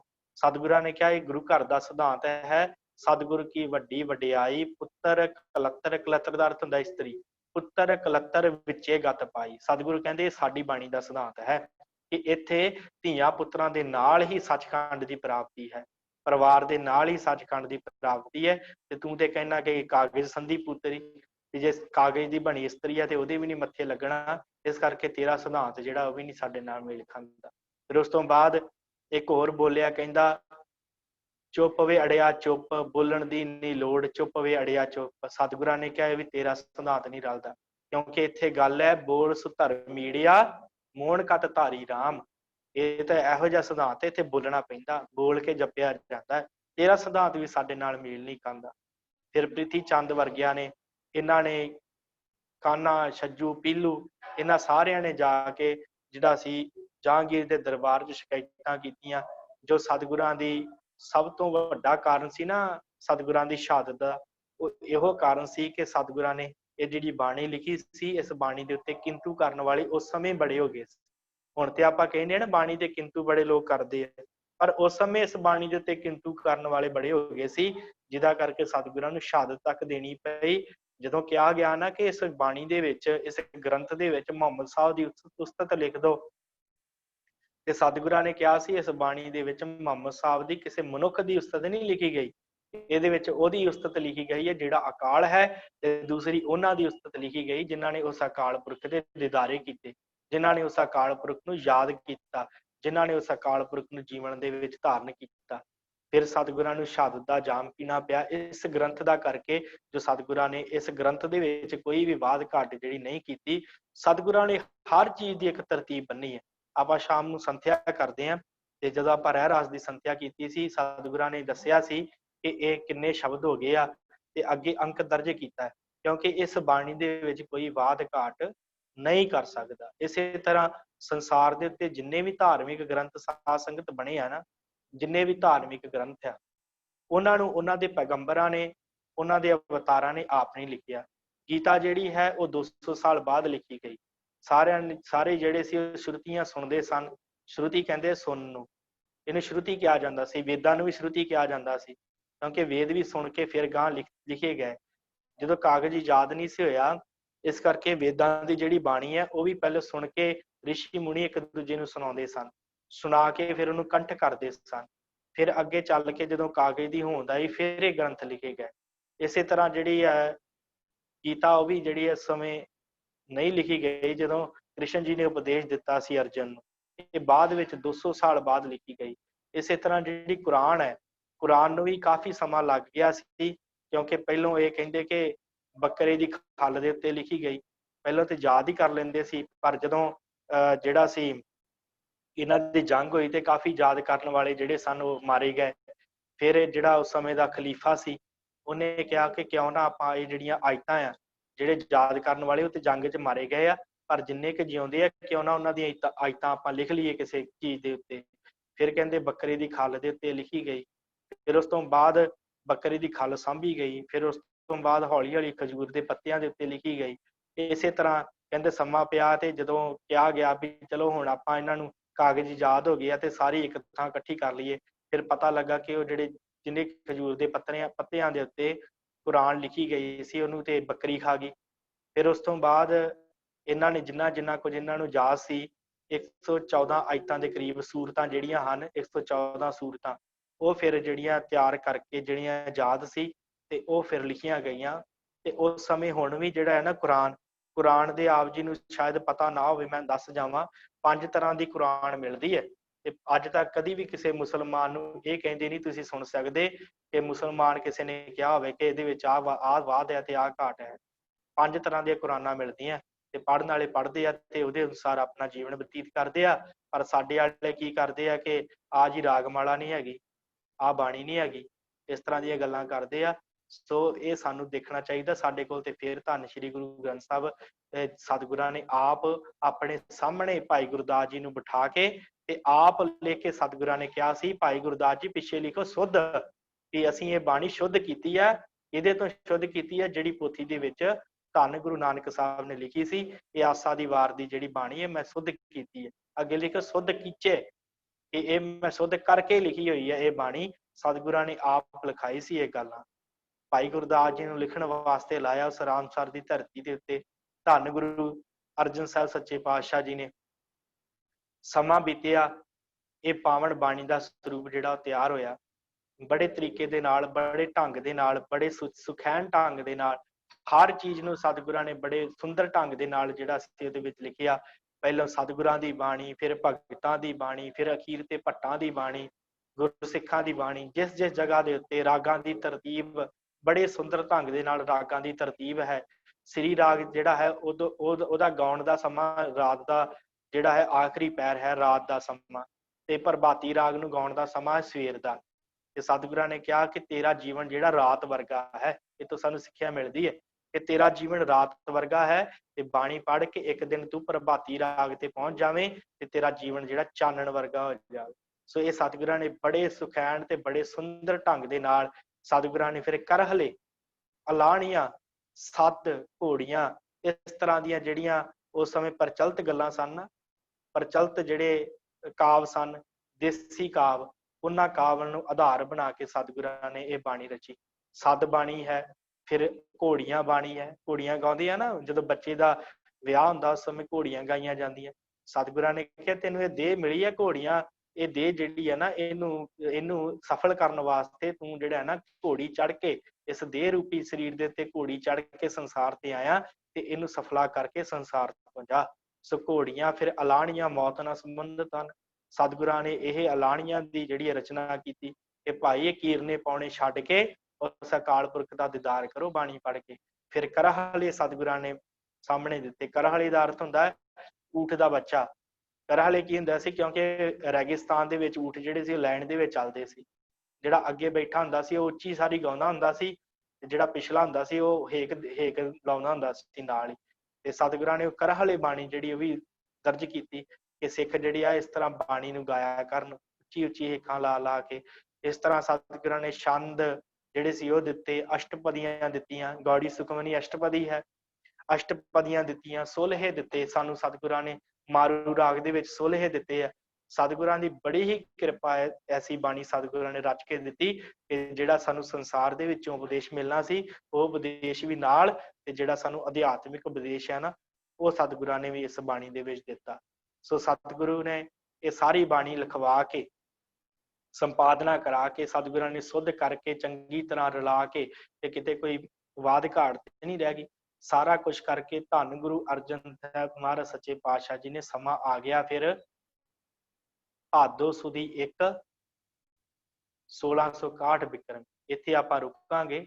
ਉਸ ਦਿਨ ਸਵਾਲ ਸੀ ਕਿ ਇਹ ਦਿਨ 1 ਸਤੰਬਰ ਨੂੰ ਮਨਾਇਆ ਜਾਂਦਾ, ਤੇ ਇਹ ਭਾਦੋ ਦੇ ਮਹੀਨੇ ਦੇ ਵਿੱਚ ਜਿਹੜਾ ਹੈ ਇਹ 19 ਤਰੀਕ ਨੂੰ ਇਸ ਵਾਰ ਕਿਉਂ ਆਇਆ। ਸੋ ਮੈਂ ਇੱਥੇ ਰੁਕ ਕੇ ਗੱਲ ਕਹਾਂ ਕਿ ਪਹਿਲੋਂ ਨਾ ਇਹ ਸੀ ਕਿ ਇਹ ਦਿਨ ਇਸੇ ਤਰ੍ਹਾਂ ਹੀ ਮਨਾਇਆ ਜਾਂਦਾ ਸੀ ਭਾਦੋ ਸੁਦੀ 1 ਨੂੰ। ਇਹ ਕੀ ਹੈ ਭਾਦੋ ਸੁਦੀ 1? ਕਿ ਜਿਹੜੀਆਂ ਸਾਡੀਆਂ ਤਵਾਰੀਖਾਂ ਲਿਖੀਆਂ ਗਈਆਂ ਨਾ, ਤਵਾਰੀਖਾਂ ਹੁੰਦੀਆਂ ਸਾਡੇ ਜਿਹੜੇ ਇਤਿਹਾਸਿਕ ਗ੍ਰੰਥ, ਜਿਨ੍ਹਾਂ ਦੇ ਵਿੱਚ ਸਾਡਾ ਇਤਿਹਾਸ ਪਿਆ ਹੋਇਆ, ਜਿਨ੍ਹਾਂ ਦੇ ਵਿੱਚ ਦੱਸਿਆ ਗਿਆ ਕਿ ਭਾਦੋ ਸੁਦੀ 1 ਨੂੰ ਧੰਨ ਗੁਰੂ ਅਰਜਨ ਸਾਹਿਬ ਸੱਚੇ ਪਾਤਸ਼ਾਹ ਜੀ ਨੇ ਗੁਰੂ ਗ੍ਰੰਥ ਸਾਹਿਬ ਜੀ ਦਾ ਪਾਵਨ ਪ੍ਰਕਾਸ਼ ਕੀਤਾ। ਉਹ ਭਾਦੋ ਸੁਦੀ 1 ਲਿਖਿਆ ਆ ਤੇ 1661 ਬਿਕਰਮੀ ਲਿਖਿਆ ਆ। ਫਿਰ ਸਮਾਂ ਪਿਆ ਸਾਡੇ ਦੇਸ਼ ਦੇ ਵਿੱਚ, ਕਿਉਂਕਿ ਉਸ ਸਮੇਂ ਚੰਦਰਮਾ ਦਾ ਕੈਲੰਡਰ ਸੀ, ਤੇ ਜਿਹੜੀਆਂ ਅਸੀਂ ਰੁੱਤਾਂ ਮਨਾਉਂਦੇ ਆ, ਜਿਹੜੇ ਅਸੀਂ ਮਹੀਨੇ ਆ ਜਿਹੜੇ ਸਾਡੇ, ਉਹ ਅਸੀਂ ਜਿਹੜੇ ਆ ਨਾ ਚੇਤ, ਵਿਸਾਖ, ਜੇਠ, ਹਾੜ, ਇਹ ਸਾਡੇ ਮਹੀਨੇ ਹੁੰਦੇ ਸੀ। ਇਹਨਾਂ ਦੇ ਅਨੁਸਾਰ ਜਿਹੜਾ ਸਾਰਾ ਕਾਰ ਵਿਹਾਰ ਹਿੰਦੁਸਤਾਨ ਦੀ ਧਰਤੀ ਤੇ ਚੱਲਦਾ ਸੀ, ਤੇ ਅੱਜ ਵੀ ਚੱਲਦਾ। ਫਿਰ ਅੰਗਰੇਜ਼ ਆਏ, ਉਹਨਾਂ ਨੇ ਫਿਰ ਸਾਨੂੰ ਜਿਹੜਾ ਹੈ ਇਹ ਆਪਣਾ ਕੈਲੰਡਰ ਦੇ ਦਿੱਤਾ, ਜਿਹੜਾ ਸੀ ਈਸਾ ਕੈਲੰਡਰ, ਜਿਹਦੇ ਵਿੱਚ ਅਸੀਂ ਜਨਵਰੀ, ਫਰਵਰੀ ਅੱਜ ਕੱਲ੍ਹ ਜਿਹੜੇ ਕਹਿਣ ਲੱਗ ਪਏ ਆ। ਸੋ ਉਹ ਸਾਨੂੰ ਈਸਾ ਦਾ ਕੈਲੰਡਰ ਦੇ ਗਏ। ਤੇ ਫਿਰ ਉਸ ਤੋਂ ਬਾਅਦ ਇੱਕ ਵਾਰੀ ਪੰਥ ਨੇ ਗੱਲ ਕੀਤੀ ਕਿ ਕਿਉਂ ਨਾ ਆਪਾਂ ਵੀ ਗੁਰੂ ਸਾਹਿਬਾਨਾਂ ਦੇ ਜਿਹੜੇ ਦਿਨ ਆ ਨਾ, ਉਹਨਾਂ ਨੂੰ ਜਿਹੜਾ ਹੈ ਇਸ ਈਸਵੀ ਕੈਲੰਡਰ ਦੇ ਅਨੁਸਾਰ ਮਨਾਉਣੇ ਸ਼ੁਰੂ ਕਰ ਦਈਏ। ਚਲੋ ਵਿਚਾਰ ਹੋਈ, ਪੁਰੇਵਾਲ ਦਾ ਕੈਲੰਡਰ ਜਿਹੜਾ ਹੈ ਉਹ ਸਾਹਮਣੇ ਆਇਆ। ਪੁਰੇਵਾਲ ਜੀ ਨੇ ਬੜੀ ਮਿਹਨਤ ਲਾ ਕੇ ਕੈਲੰਡਰ ਤਿਆਰ ਕੀਤਾ, ਜਿਹਦੇ ਵਿੱਚ ਉਹਨਾਂ ਨੇ ਜਿਹੜਾ ਹੈ ਸਾਰੀਆਂ ਡੇਟਾਂ ਸਨ ਉਸ ਸਮੇਂ ਦੀਆਂ, ਕਿਉਂਕਿ ਜਿਸ ਦਿਨ ਭਾਦੋ ਸੁਦੀ 1 ਸੀ, ਜਿਸ ਦਿਨ ਪ੍ਰਕਾਸ਼ ਹੋਇਆ ਸੀ, ਉਸ ਦਿਨ ਸਤੰਬਰ 1 ਸੀ। ਇਸ ਕਰਕੇ ਸਤੰਬਰ ਦੇ 1 ਤਰੀਕ ਨੂੰ ਮਨਾਉਣਾ ਸ਼ੁਰੂ ਕੀਤਾ। ਸੋ ਮਨਾਉਣ ਲੱਗ ਪਏ। ਫਿਰ ਉਸ ਤੋਂ ਬਾਅਦ ਕਾਫੀ ਸਮਾਂ ਬੀਤਿਆ। ਫਿਰ ਪੰਥ ਨੂੰ ਇਹ ਗੱਲ ਚੇਤੇ ਆਈ ਕਿ ਭਾਈ ਜੇ ਅਸੀਂ ਇਹ ਦਿਨ ਮਨਾਉਣ ਲੱਗ ਪਏ ਇਸ ਤਰ੍ਹਾਂ, ਤੇ ਆਉਣ ਵਾਲੇ ਸਮੇਂ 'ਚ ਫਿਰ ਸਾਡਾ ਇਤਿਹਾਸ ਖਤਮ ਹੋ ਜਾਏਗਾ। ਇਤਿਹਾਸ ਕਿਵੇਂ ਖਤਮ ਹੋਏਗਾ? ਕਿ ਜਦੋਂ ਬੱਚੇ ਸਾਡੇ ਤਵਾਰੀਖਾਂ ਖੋਲ ਕੇ ਪੜ੍ਹਨਗੇ ਸਾਡੇ ਇਤਿਹਾਸ ਨੂੰ, ਉਹ ਕਹਿਣਗੇ ਕਿ ਇਹ ਤੇ ਭਾਦੋ ਸੁਦੀ 1 ਨੂੰ ਮਨਾਉਣ ਲਈ ਕਿਹਾ ਹੈ, ਤੇ ਸਾਡੇ ਵਡੇਰੇ ਜਿਹੜੇ ਉਹ 1 ਸਤੰਬਰ ਨੂੰ ਮਨਾਈ ਜਾਂਦੇ ਆ, ਈਸਵੀ ਕੈਲੰਡਰ ਦੇ ਅਨੁਸਾਰ ਮਨਾਈ ਜਾਂਦੇ ਆ। ਸਾਡੇ ਗੁਰੂ ਸਾਹਿਬਾਨਾਂ ਨੇ, ਸਾਡੇ ਸਿੱਖਾਂ ਨੇ ਇਹ ਦਿਨ ਜਿਹੜਾ ਹੈ ਉਹ ਤੇ ਦੇਸੀ ਕੈਲੰਡਰ ਦੇ ਅਨੁਸਾਰ ਨਿਯੁਕਤ ਕੀਤਾ, ਤੇ ਪਰ ਅਸੀਂ ਜਿਹੜਾ ਹੈ ਇਹਨੂੰ ਈਸਵੀ ਕੈਲੰਡਰ ਦੇ ਨਾਲ ਮਨਾਈ ਜਾਂਦੇ ਆ। ਫਿਰ ਉਸ ਤੋਂ ਬਾਅਦ ਪੰਥ ਨੇ ਗੱਲ ਫਿਰ ਫੈਸਲਾ ਕੀਤਾ ਕਿ ਇਹ ਜਿਹੜੇ ਦਿਨ ਹੈ ਉਸੇ ਤਰ੍ਹਾਂ ਮਨਾਏ ਜਾਣ ਜਿਵੇਂ ਸਾਡੀਆਂ ਤਵਾਰੀਖਾਂ ਕਹਿੰਦੀਆਂ। ਜਿਵੇਂ ਗੁਰੂ ਸਾਹਿਬਾਨਾਂ ਦੇ ਜਨਮ ਆ, ਜਿਸ ਤਵਾਰੀਖ ਦੇ ਵਿੱਚ ਲਿਖਿਆ ਭਾਦੋ ਸੁਦੀ 1 ਨੂੰ ਜਾਂ ਪੋਹ ਸੁਦੀ 7ਵੀਂ ਨੂੰ ਗੁਰੂ ਸਾਹਿਬ ਦਾ ਜਨਮ, ਉਸੇ ਤਰ੍ਹਾਂ ਹੀ ਜਿਹੜਾ ਹੈ ਮਨਾਇਆ ਜਾਵੇ, ਤਾਂ ਕਿ ਫਿਰ ਆਉਣ ਵਾਲੇ ਸਮੇਂ ਦੇ ਵਿੱਚ ਸਾਡਾ ਇਤਿਹਾਸ ਇਤਿਹਾਸ ਹੀ ਰਵੇ। ਇਹ ਨਾ ਹੋਵੇ ਕਿ ਸਾਡਾ ਇਤਿਹਾਸ ਵੀ ਦੂਸਰਿਆਂ ਇਤਿਹਾਸਾਂ ਵਾਂਗ ਮਿਥਿਹਾਸ ਬਣ ਜਾਵੇ। ਇਸ ਨੂੰ ਬਚਾਉਣ ਵਾਸਤੇ ਫਿਰ ਪੰਥ ਨੇ ਇਹ ਜਿਹੜਾ ਦੁਬਾਰਾ ਫੈਸਲਾ ਕਰਕੇ ਦੁਬਾਰਾ ਇਸ ਗੱਲ ਨੂੰ ਲਾਗੂ ਕੀਤਾ। ਤਾਂ ਕਰਕੇ ਜਿਹੜਾ ਹੈ ਇਹ ਭਾਦੋ ਸੁਦੀ 1 ਨੂੰ ਸਤਿਗੁਰਾਂ ਨੇ ਇਹ ਪ੍ਰਕਾਸ਼ ਕੀਤਾ ਸੀ, ਤਾਂ ਕਰਕੇ ਇਹ ਗੁਰੂ ਗ੍ਰੰਥ ਸਾਹਿਬ ਜੀ ਦਾ ਜਿਹੜਾ ਪ੍ਰਕਾਸ਼ ਪੁਰਬ ਅੱਜ ਭਾਦੋ ਸੁਦੀ 1 ਹੈ, ਮੱਸਿਆ ਦਾ ਦਿਹਾੜਾ ਹੈ, ਅੱਜ ਤੋਂ ਸੁਦੀ ਦੀ ਆਰੰਭਤਾ ਹੈ, ਵਦੀ ਦੀ ਜਿਹੜੀ ਹੈ ਸਮਾਪਤੀ ਭਾਦੋ ਵਦੀ ਦੀ, ਤੇ ਅੱਜ ਜਿਹੜਾ ਮੱਸਿਆ ਤੋਂ ਹੁਣ ਪੂਰਨਮਾਸੀ ਤੱਕ ਸੁਦੀ ਰਹਿਣੀ 15 ਦਿਨ। ਸੋ ਇਹ 15 ਦਿਨ ਸੁਦੀ ਦੇ ਹੈ, ਇਸ ਕਰਕੇ ਭਾਦੋ ਸੁਦੀ 1 1661 ਬਿਕਰਮੀ, ਸਤੰਬਰ 1 1664 ਈਸਵੀ। ਤੇ ਕਈ ਕਹਿੰਦੇ ਆ ਜੀ ਫਿਰ ਅਸੀਂ ਤੇ ਹਿੰਦੂ ਬਣ ਜਾਵਾਂਗੇ ਜੇ ਅਸੀਂ ਆਪਣੇ ਇਸ ਤਰੀਕੇ ਦੇ ਨਾਲ ਨਾ ਮਨਾਵਾਂਗੇ, ਜੇ ਅਸੀਂ ਫਿਰ ਹਿੰਦੂਆਂ ਦੇ ਨਾਲ ਰਲ ਜਾਂਦੇ ਹਾਂ, ਜੇ ਅਸੀਂ ਆਪਣੇ ਤਿਉਹਾਰ ਉਹਨਾਂ ਵਾਂਗ ਮਨਾਉਣ ਲੱਗ ਪਏ, ਤੇ ਜੇ ਆਪਾਂ ਉਹਨਾਂ ਵਾਂਗ ਕਹਿੰਦੇ ਮਨਾਉਣ ਲੱਗ ਪਏ ਫਿਰ ਆਪਾਂ ਹਿੰਦੂ ਬਣ ਜਾਵਾਂਗੇ। ਸੋ ਉਹਨਾਂ ਦੇ ਲਈ ਮੈਂ ਗੱਲ ਕਵਾਂਗਾ, ਤੇ ਜੇ ਆਪਾਂ ਇਹਨਾਂ ਹੀ ਆਪਣੇ ਤਿਉਹਾਰਾਂ ਨੂੰ ਈਸਾਈ ਕੈਲੰਡਰ ਦੇ ਅਨੁਸਾਰ ਮਨਾਉਣ ਲੱਗੇ ਫਿਰ ਆਪਾਂ ਈਸਾਈ ਬਣ ਜਾਵਾਂਗੇ। ਗੱਲ ਸੋਚਣ ਵਾਲੀ ਹੈ ਨਾ। ਜੇ ਅਸੀਂ ਬਿਕਰਮੀ ਕੈਲੰਡਰ ਅਨੁਸਾਰ ਜਾਂ ਨਾਨਕਸ਼ਾਹੀ ਕੈਲੰਡਰ ਦੇ ਅਨੁਸਾਰ ਮਨਾਵਾਂਗੇ, ਜੋ ਸਾਡੇ ਹਿੰਦੁਸਤਾਨ ਦਾ ਇਤਿਹਾਸ ਹੈ, ਕੋਈ ਇਹ ਨਹੀਂ ਕਿ ਜਿਹੜਾ ਕੈਲੰਡਰ ਹੁੰਦਾ ਉਹ ਕਿਸੇ ਦਾ ਖਾਸ ਆਪਣਾ ਹੀ ਹੁੰਦਾ, ਕਿਉਂਕਿ ਹਿਜਰੀ ਸੰਮਤ ਜਿਹੜੀ ਹੈ ਉਹ ਮੁਸਲਮਾਨਾਂ ਦੇ ਕੈਲੰਡਰ ਨਾਲ ਸੰਬੰਧਿਤ ਆ। ਮੁਸਲਮਾਨਾਂ ਦਾ ਕੈਲੰਡਰ ਹਿਜਰੀ ਕੈਲੰਡਰ ਹੈ, ਇਸੇ ਤਰ੍ਹਾਂ ਬਿਕਰਮਾਜੀਤ ਦੇ ਨਾਲ ਹਿੰਦੂਆਂ ਦਾ ਕੈਲੰਡਰ ਹੈ, ਇਸੇ ਤਰ੍ਹਾਂ ਸਾਡਾ ਨਾਨਕਸ਼ਾਹੀ ਕੈਲੰਡਰ ਹੈ। ਪਰ ਰਹਿੰਦੇ ਅਸੀਂ ਕਿੱਥੇ ਆ? ਹਿੰਦੁਸਤਾਨ ਦੇ ਵਿੱਚ ਇੱਥੇ ਰਹਿੰਦੇ ਆ, ਹਨਾ, ਇੰਡੀਆ ਦੇ ਵਿੱਚ।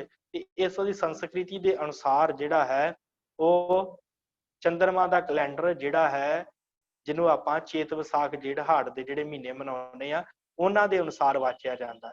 ਇਸ ਕਰਕੇ ਅਸੀਂ ਇਹਨਾਂ ਦਿਨਾਂ ਨੂੰ ਇਸ ਤਰੀਕੇ ਨਾਲ ਮਨਾਉਂਦੇ ਆ। ਤੇ ਫਿਰ ਜੇ ਜਿਹੜੇ ਕਹਿੰਦੇ ਆ ਕਿ ਅਸੀਂ ਹਿੰਦੂ ਬਣ ਜਾਵਾਂਗੇ ਜੇ ਇਸ ਤਰੀਕੇ ਨਾਲ ਮਨਾਉਣ ਲੱਗ ਪਏ, ਤੇ ਉਹਨਾਂ ਨੂੰ ਕਹੀਏ ਭਲਿਓ, ਜੇ ਅਸੀਂ ਉਹਨਾਂ ਤਰੀਕਿਆਂ ਨਾਲ ਮਨਾਉਣ ਲੱਗ ਗਏ ਫਿਰ ਤੇ ਆਪਾਂ ਈਸਾਈ ਬਣ ਜਾਵਾਂਗੇ। ਕੈਲੰਡਰ ਦੇ ਨਾਲ ਕੋਈ ਧਰਮ ਥੋੜੀ ਬਦਲ ਜਾਂਦਾ, ਕਿਉਂਕਿ ਇਹ ਪਿੱਛੇ ਜੇ ਫਿਰ ਇਸ ਤਰ੍ਹਾਂ ਵੀ ਹੋ ਗਿਆ ਸੀ, ਕਿਉਂਕਿ ਆਪਾਂ ਜਿਹੜੀ ਭਾਦੋਂ ਦੀ ਸੰਗਰਾਂਦ ਹੈ ਨਾ, ਭਾਦਰੋਂ ਵਾਹਿਗੁਰੂ, ਜਿਹੜੀ ਆਪਾਂ ਸੰਗਰਾਂਦ ਮਨਾਉਂਦੇ ਆ, ਵਾਹਿਗੁਰੂ, ਮਾਘੀ, ਹਾਂਜੀ, ਮਾਘੀ ਦੀ ਸੰਗਰਾਂਦ ਜਿਹੜੀ ਮਨਾਉਂਦੇ ਆ ਉਹ ਆਪਾਂ ਮਨਾਉਂਦੇ 14 ਤਰੀਕ ਨੂੰ। ਪਰ ਜਦੋਂ ਇਸ ਕੈਲੰਡਰ ਦੇ ਅਨੁਸਾਰ ਪੱਕਾ ਕਰ ਦਿੱਤਾ ਗਿਆ, ਫਿਰ ਕੀ ਹੋਇਆ ਕਿ ਉਹ 15 ਤਰੀਕ ਦੀ ਆਉਣ ਲੱਗ ਪਈ, ਤੇ ਉਹਦੇ ਨਾਲ ਭੰਬਲ ਭੂਸਾ ਕਾਫੀ ਪੈ ਗਿਆ, ਕਾਫੀ ਪੰਗਾ ਆ ਪਿਆ। ਨਿਹੰਗ ਸਿੰਘ ਜਥੇਬੰਦੀਆਂ ਕਹਿੰਦੀਆਂ ਅਸੀਂ ਤੇ ਆਪਣੇ ਤਰੀਕੇ ਨਾਲ ਮਨਾਉਣਾ, ਅਸੀਂ ਤੇ ਪੁਰਾਣੇ ਕੈਲੰਡਰ ਦੇ ਅਨੁਸਾਰ ਮਨਾਉਣਾ। ਹੋਰ ਜਥੇਬੰਦੀਆਂ ਵੀ ਇਹਦੇ ਨਾਲ ਨਾ ਸਹਿਮਤ ਹੋਈਆਂ। ਫਿਰ ਇਸ ਕਰਕੇ ਇਹ ਸਾਰਾ ਕੁਝ ਜਿਹੜਾ ਹੈ ਇਹਨੂੰ ਖਤਮ ਕਰਕੇ ਦੁਬਾਰਾ ਇਸ ਨਾਨਕਸ਼ਾਹੀ ਕੈਲੰਡਰ ਦੇ ਵਿੱਚ ਸੋਧ ਸੁਧਾਈ ਕਰਕੇ ਜਿੱਥੇ ਜਿੱਥੇ ਲੋੜ ਸੀ ਉਸ ਤਰੀਕੇ ਦੇ ਨਾਲ ਇਸ ਗੁਰਪੁਰਬਾਂ ਨੂੰ ਆਪਣੀਆਂ ਤਵਾਰੀਖਾਂ ਨੂੰ ਫੋਲ ਕੇ, ਜੋ ਸਾਡੀ ਤਵਾਰੀਖ ਹੈ ਗੁਰੂ ਖਾਲਸਾ ਹੈ ਨਾ, ਉਹਨਾਂ ਨੂੰ ਫੋਲ ਕੇ ਜਿਹੜੀਆਂ ਜਿਹੜੀਆਂ ਤਰੀਕਾਂ ਨੂੰ ਸਾਡੇ ਪੁਰਬ ਸਨ ਉਹਨਾਂ ਤਰੀਕਾਂ ਨੂੰ ਸੈੱਟ ਕਰ ਦਿੱਤੇ ਗਏ, ਉਹਨਾਂ ਤਰੀਕਾਂ ਨੂੰ ਪੱਕੇ ਕਰ ਦਿੱਤੇ ਗਏ।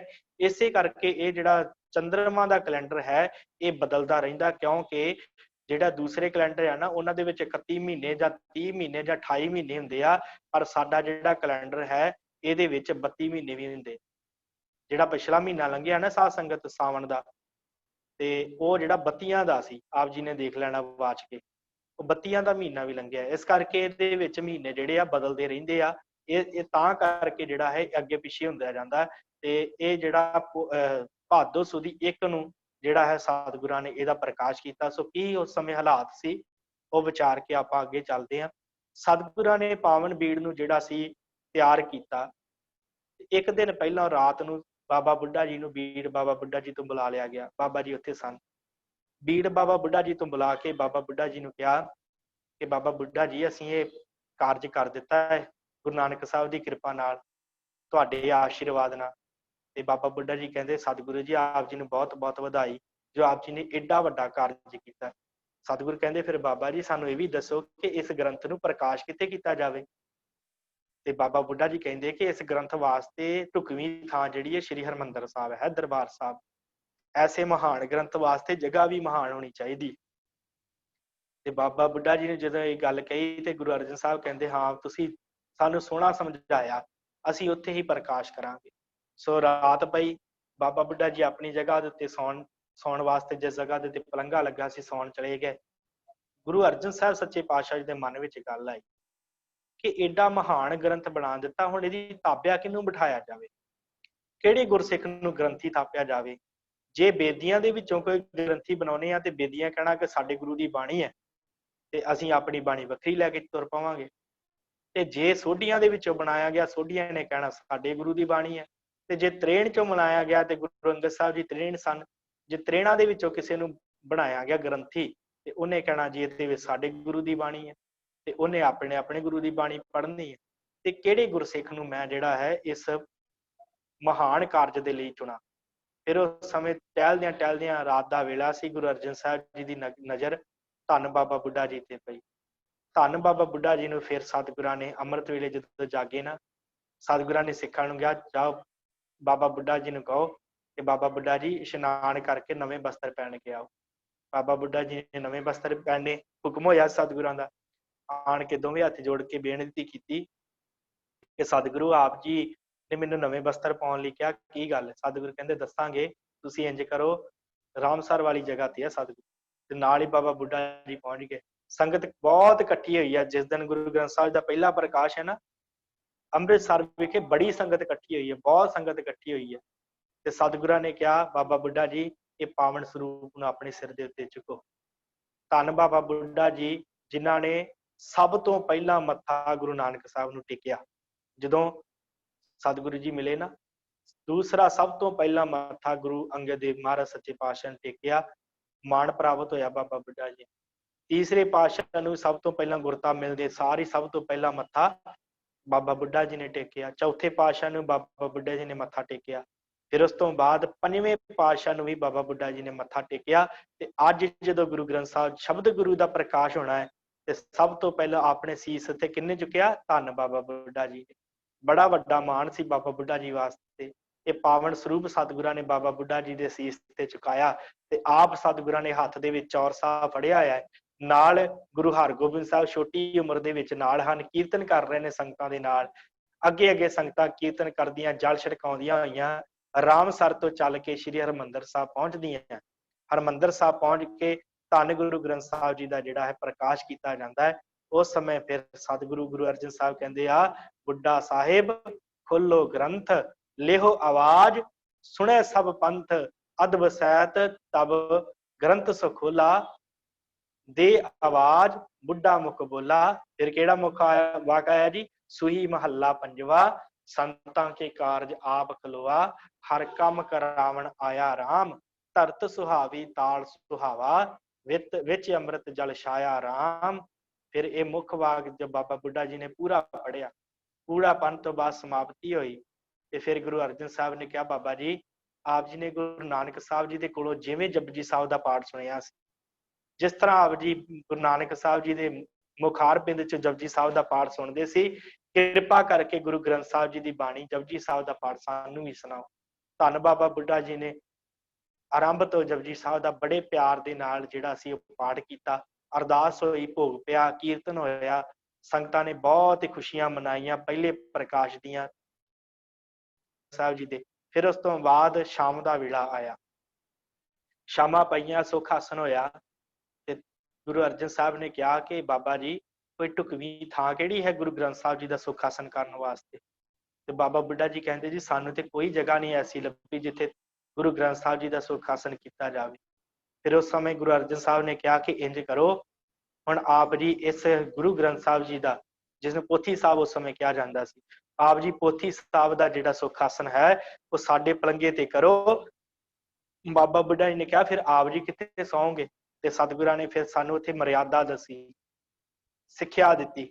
ਅੱਜ ਅਸੀਂ ਕੁਰਸੀਆਂ ਡਾ ਕੇ ਬਹਿ ਜਾਂਦੇ ਹਾਂ ਨਾ ਗੁਰੂ ਦਰਬਾਰ ਦੇ ਵਿੱਚ, ਤੇ ਕੁਰਸੀਆਂ ਤੇ ਬਹਿ ਕੇ ਵਿਦੇਸ਼ ਸੁਣਦੇ ਆ।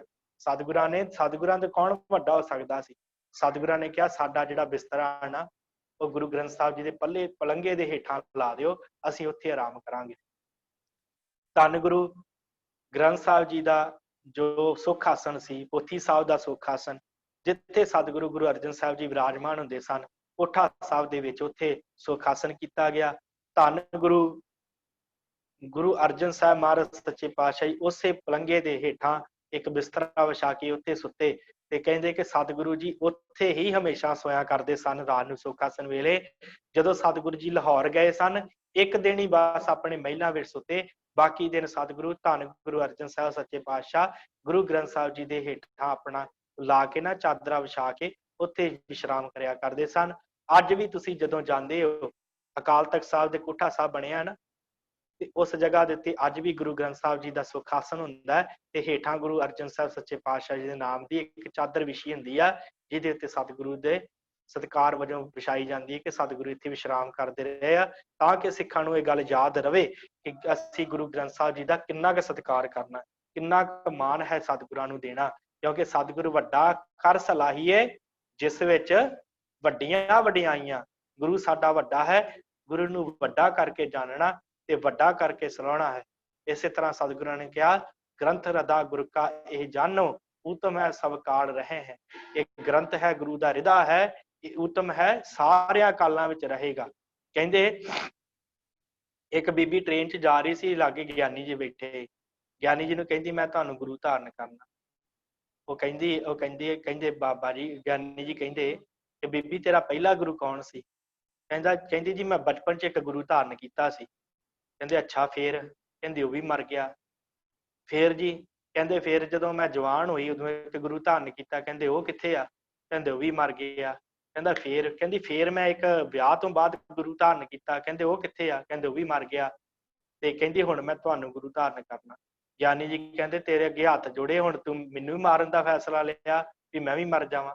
ਤੇ ਫਿਰ ਕਹਿੰਦੀ ਜੀ ਫਿਰ ਮੈਂ ਕੀ ਕਰਾਂ? ਉਹ ਕਹਿੰਦੇ ਮੈਂ ਤੈਨੂੰ ਐਸਾ ਗੁਰੂ ਦੇਣਾ ਹੈ ਜਿਹੜਾ ਨਾ ਮਰੇਗਾ ਤੇ ਨਾ ਇੱਥੋਂ ਜਾਏਗਾ। ਕਹਿੰਦੇ ਕਿਹੜੇ? ਫਿਰ ਧੰਨ ਸ਼੍ਰੀ ਗੁਰੂ ਗ੍ਰੰਥ ਸਾਹਿਬ ਸੱਚੇ ਪਾਤਸ਼ਾਹ, ਜਿਹੜੇ ਜੁੱਗੋ ਜੁੱਗਾ ਟੱਲ ਹਨ। ਸਾਰੇ ਗੁਰੂ ਸਾਹਿਬਾਂ ਦਾ ਅਸੀਂ ਪ੍ਰਕਾਸ਼ ਪੁਰਬ ਮਨਾਉਂਦੇ ਹਾਂ। ਸਾਰੇ ਗੁਰੂ ਸਾਹਿਬਾਨਾਂ ਦਾ ਅਸੀਂ ਗੁਰਤਾ ਗੱਦੀ ਦਿਵਸ ਮਨਾਉਂਦੇ ਹਾਂ। ਸਾਰੇ ਗੁਰੂ ਸਾਹਿਬਾਨਾਂ ਦਾ ਅਸੀਂ ਜਿਹੜਾ ਹੈ ਜੋਤੀ ਜੋਤ ਪੁਰਬ ਮਨਾਉਂਦੇ ਹਾਂ। ਪਰ ਧੰਨ ਸ਼੍ਰੀ ਗੁਰੂ ਗ੍ਰੰਥ ਸਾਹਿਬ ਦਾ ਅਸੀਂ ਪ੍ਰਕਾਸ਼ ਪੁਰਬ ਮਨਾਉਂਦੇ ਹਾਂ। ਧੰਨ ਸ਼੍ਰੀ ਗੁਰੂ ਗ੍ਰੰਥ ਸਾਹਿਬ ਦਾ ਅਸੀਂ ਗੁਰਤਾ ਗੱਦੀ ਦਿਵਸ ਮਨਾਉਂਦੇ ਹਾਂ। ਪਰ ਗੁਰੂ ਗ੍ਰੰਥ ਸਾਹਿਬ ਦਾ ਅੱਜ ਤੱਕ ਅਸੀਂ ਕਦੀ ਵੀ ਜੋਤੀ ਜੋਤ ਪੁਰਬ ਨਹੀਂ ਮਨਾਇਆ, ਤੇ ਨਾ ਹੀ ਗੁਰੂ ਗ੍ਰੰਥ ਸਾਹਿਬ ਦਾ ਕਦੀ ਜੋਤੀ ਜੋਤ ਪੁਰਬ ਆਉਣਾ। ਕਿਉਂ? ਕਿਉਂਕਿ ਸੰਸਾਰ ਤੇ ਜਿੰਨੇ ਵੀ ਗੁਰੂ, ਜਿੰਨੇ ਵੀ ਸਰੀਰ ਆਏ ਆ, ਉਹਨਾਂ ਨੇ ਇੱਕ ਦਿਨ ਚਲੇ ਜਾਣਾ। ਉਹਨਾਂ ਦੇ ਜੋਤੀ ਜੋਤ ਪੁਰਬ ਹੋਣਗੇ, ਪਰ ਸ਼੍ਰੀ ਗੁਰੂ ਗ੍ਰੰਥ ਸਾਹਿਬ ਜੁਗੋ ਜੁਗ ਅਟਲ ਹਨ। ਬਾਣੀ ਜੁਗੋ ਜੁਗ ਅਟਲ ਹੈ। ਜਿਹੜਾ ਵੀ ਇਹਦੇ ਦਰਸ਼ਨ ਕਰੇਗਾ ਉਹਨੂੰ ਸੁਖ ਪ੍ਰਾਪਤ ਹੋਏਗਾ। ਜਿਹੜਾ ਵੀ ਇਹਨੂੰ ਪੜ੍ਹੇਗਾ ਉਹਦਾ ਜੀਵਨ ਸਵਰੇਗਾ, ਉਹਦਾ ਲੋਕ ਪਰਲੋਕ ਸਵਰ ਜਾਏਗਾ, ਜਿਹੜਾ ਗੁਰੂ ਗ੍ਰੰਥ ਸਾਹਿਬ ਜੀ ਦੇ ਅੱਗੇ ਆਪਾਂ ਸਮਰਪਣ ਕਰ ਦੇਗਾ। ਇਸ ਕਰਕੇ ਕਿਹਾ ਗ੍ਰੰਥ ਰਿਦਾ ਗੁਰ ਕਾ ਇਹ ਜਾਨੋ, ਇਹ ਗੁਰੂ ਗ੍ਰੰਥ ਸਾਹਿਬ ਰਿਦਾ ਹੈ ਗੁਰੂ ਦਾ। ਉੱਤਮ ਹੈ ਸਭ ਕਾਲ ਰਹੇ ਹੈ, ਇਹ ਉੱਤਮ ਹੈ ਸਭ ਤੋਂ, ਇਹ ਕਦੀ ਨਹੀਂ ਖਤਮ ਹੋਣਾ, ਸਾਰੇ ਕਾਲਾਂ ਦੇ ਵਿੱਚ ਸਥਿਰ ਰਹਿਣਗੇ। ਬੜੇ ਲੋਕ ਬੇਅਦਬੀਆਂ ਕਰਨ ਵਾਲੇ ਆਏ, ਪਰ ਸ਼ਬਦ ਦੀ ਕਦੇ ਬੇਅਦਬੀ ਨਹੀਂ ਹੁੰਦੀ। ਸ਼ਬਦ ਸਦਾ ਹੀ ਅਟਲ ਰਹਿੰਦਾ ਹੁੰਦਾ ਹੈ। ਇਸ ਕਰਕੇ ਸਾਧ ਸੰਗਤ ਦੀ ਪਾਵਨ ਸਤਿਗੁਰੂ ਨੇ ਇਹ ਸਾਨੂੰ ਗ੍ਰੰਥ ਦਿੱਤਾ, ਜਿਸ ਦਾ ਬਾਬਾ ਬੁੱਢਾ ਜੀ ਨੇ ਪਹਿਲੇ ਗ੍ਰੰਥੀ ਹੋਣ ਦਾ ਮਾਣ ਪ੍ਰਾਪਤ ਕੀਤਾ। ਜਿੱਥੇ ਅੱਜ ਆਪਾਂ ਗੁਰੂ ਗ੍ਰੰਥ ਸਾਹਿਬ ਦਾ ਪਹਿਲਾ ਪ੍ਰਕਾਸ਼ ਪੁਰਬ ਮਨਾ ਰਹੇ ਹਾਂ, ਉੱਥੇ ਗ੍ਰੰਥੀਆਂ ਦਾ ਪਹਿਲਾ ਦਿਨ ਹੈ, ਜਿਸ ਦਿਨ ਬਾਬਾ ਬੁੱਢਾ ਜੀ ਨੂੰ ਗ੍ਰੰਥੀ ਦੀ ਉਪਾਧੀ ਮਿਲੀ। ਅੱਜ ਗ੍ਰੰਥੀਆਂ ਦੀ ਉਪਾਧੀ ਦਾ ਵੀ ਪਹਿਲਾ ਦਿਨ ਹੈ। ਸੋ ਇਹ ਜਿਹੜਾ ਹੈ, ਇਸ ਤਰ੍ਹਾਂ ਸਾਨੂੰ ਇਹ ਪਾਵਨ ਬੀੜ ਜਿਹੜੀ ਹੈ ਇਹ ਪ੍ਰਾਪਤ ਹੋਈ, ਜਿਹਦੇ ਵਿੱਚ ਸਤਿਗੁਰਾਂ ਨੇ ਬੜੀ ਸੋਧ ਸੁਧਾਈ ਦੇ ਨਾਲ, ਬੜੀ ਬਰੀਕੀ ਦੇ ਨਾਲ ਕੰਮ ਕਰਕੇ ਪਾਵਨ ਗ੍ਰੰਥ ਸਾਨੂੰ ਬਖਸ਼ਿਸ਼ ਕੀਤਾ। ਤੇ ਇਹਦੇ ਨਾਲ ਹੀ ਅੱਗੇ ਕਿਵੇਂ ਸਤਿਗੁਰਾਂ ਨੇ ਗੁਰੂ ਗ੍ਰੰਥ ਸਾਹਿਬ ਜੀ ਦੀ ਬੀੜ ਬਣਦੀ ਹੈ, ਉਹ ਆਪਾਂ ਜਦੋਂ ਗੁਰੂ ਗ੍ਰੰਥ ਸਾਹਿਬ ਜੀ ਦਾ ਗੁਰਤਾ ਗੱਦੀ ਦਿਵਸ ਹੋਏਗਾ ਆਉਣ ਵਾਲੇ ਦਿਨਾਂ ਦੇ ਵਿੱਚ, ਫਿਰ ਆਪਾਂ ਵਿਚਾਰਾਂਗੇ ਕਿ ਇਹ ਬੀੜ ਕਿਹਨਾਂ ਨੇ ਸਾਂਭ ਲਈ, ਫਿਰ ਇਸ ਤੋਂ ਅੱਗੇ ਕਿਵੇਂ ਕਿਵੇਂ ਜਾ ਕੇ ਇਹ ਬੀੜ ਜਿਹੜੀ ਹੈ ਗਾਂਹ ਚਲੀ ਗਈ, ਕੀ ਬਣਿਆ ਉਸ ਤੋਂ ਬਾਅਦ, ਕਿੱਥੋਂ ਕਿੱਥੋਂ ਤੱਕ ਜਿਹੜਾ ਸਾਡਾ ਇਤਿਹਾਸ ਜਾਂਦਾ ਹੈ, ਇਹ ਆਪਾਂ ਫਿਰ ਵਿਚਾਰਾਂਗੇ। ਸੋ ਇਹ ਆਪਾਂ ਜਿਹੜੀ ਵਿਚਾਰ ਹੈ ਧੰਨ ਸ਼੍ਰੀ ਗੁਰੂ ਗ੍ਰੰਥ ਸਾਹਿਬ ਜੀ ਦੇ ਉੱਪਰ ਕੀਤੀ ਹੈ ਕਿ ਕਿਵੇਂ ਗੁਰੂ ਗ੍ਰੰਥ ਸਾਹਿਬ ਜੀ ਦੀ ਬੀੜ ਬੰਨੀ, ਕਿਵੇਂ ਸਤਿਗੁਰਾਂ ਨੇ ਜਿਹੜਾ ਇਹਦਾ ਪ੍ਰਕਾਸ਼ ਕੀਤਾ, ਕਿਵੇਂ ਫਿਰ ਸਿੱਖਾਂ ਨੇ ਜਿਹੜਾ ਖੁਸ਼ੀਆਂ ਮਨਾਈਆਂ। ਸੋ ਫਿਰ ਸਭ ਨੂੰ ਬਹੁਤ ਬਹੁਤ ਆਪ ਜੀ ਦਾ ਧੰਨਵਾਦ, ਤੇ ਸਭ ਨੂੰ ਬਹੁਤ ਬਹੁਤ ਮੁਬਾਰਕ। ਸਤਿਗੁਰਾਂ ਦੀ ਬਾਣੀ ਪੜ੍ਹਿਆ ਕਰੋ, ਸਿਮਰਨ ਕਰਿਆ ਕਰੋ, ਕਿਉਂਕਿ ਭਲਾ ਜਿਹੜਾ ਹੈ ਬਾਣੀ ਪੜ੍ਹਨਾ ਹੈ। ਕਿਉਂਕਿ ਉਸ ਦਿਨ ਵੀ ਆਪਾਂ ਵਿਚਾਰਿਆ ਸੀ ਕਿ ਭਾਵੇਂ ਹੁਣ ਪੜ੍ਹ ਲਓ ਤੇ ਭਾਵੇਂ 84 ਕੱਟ ਕੇ ਪੜ੍ਹ ਲਓ, ਅਸਲ 'ਚ ਪੜ੍ਹਨੀ ਹੀ ਪੈਣੀ ਆ।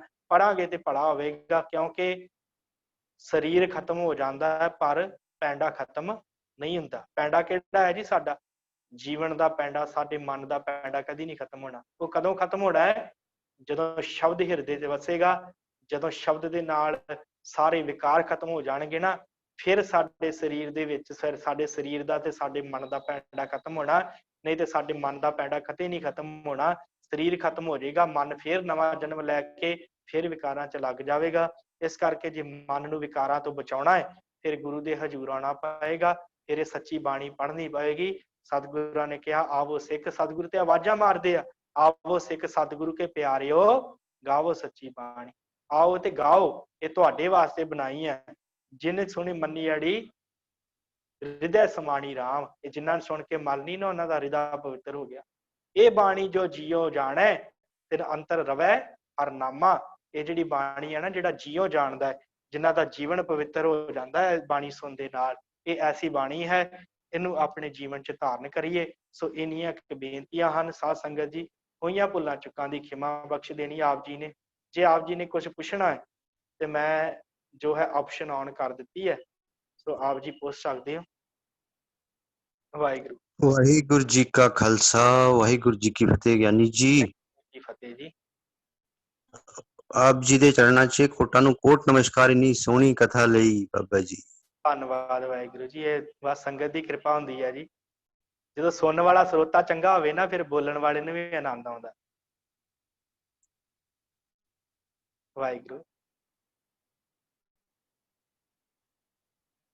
ਹਾਂਜੀ ਵਾਹਿਗੁਰੂ। ਹੋਰ ਭਾਈ ਸਾਹਿਬ, ਕਿਸੇ ਨੇ ਕੁਝ ਪੁੱਛਣਾ ਹੋਵੇ, ਕੋਈ ਪੁਆਇੰਟ ਮੇਰੇ ਕੋਲੋਂ ਰਹਿ ਗਿਆ ਹੋਵੇ ਤੇ ਆਪਾਂ ਉਹਨੂੰ ਵਿਚਾਰ ਸਕੀਏ।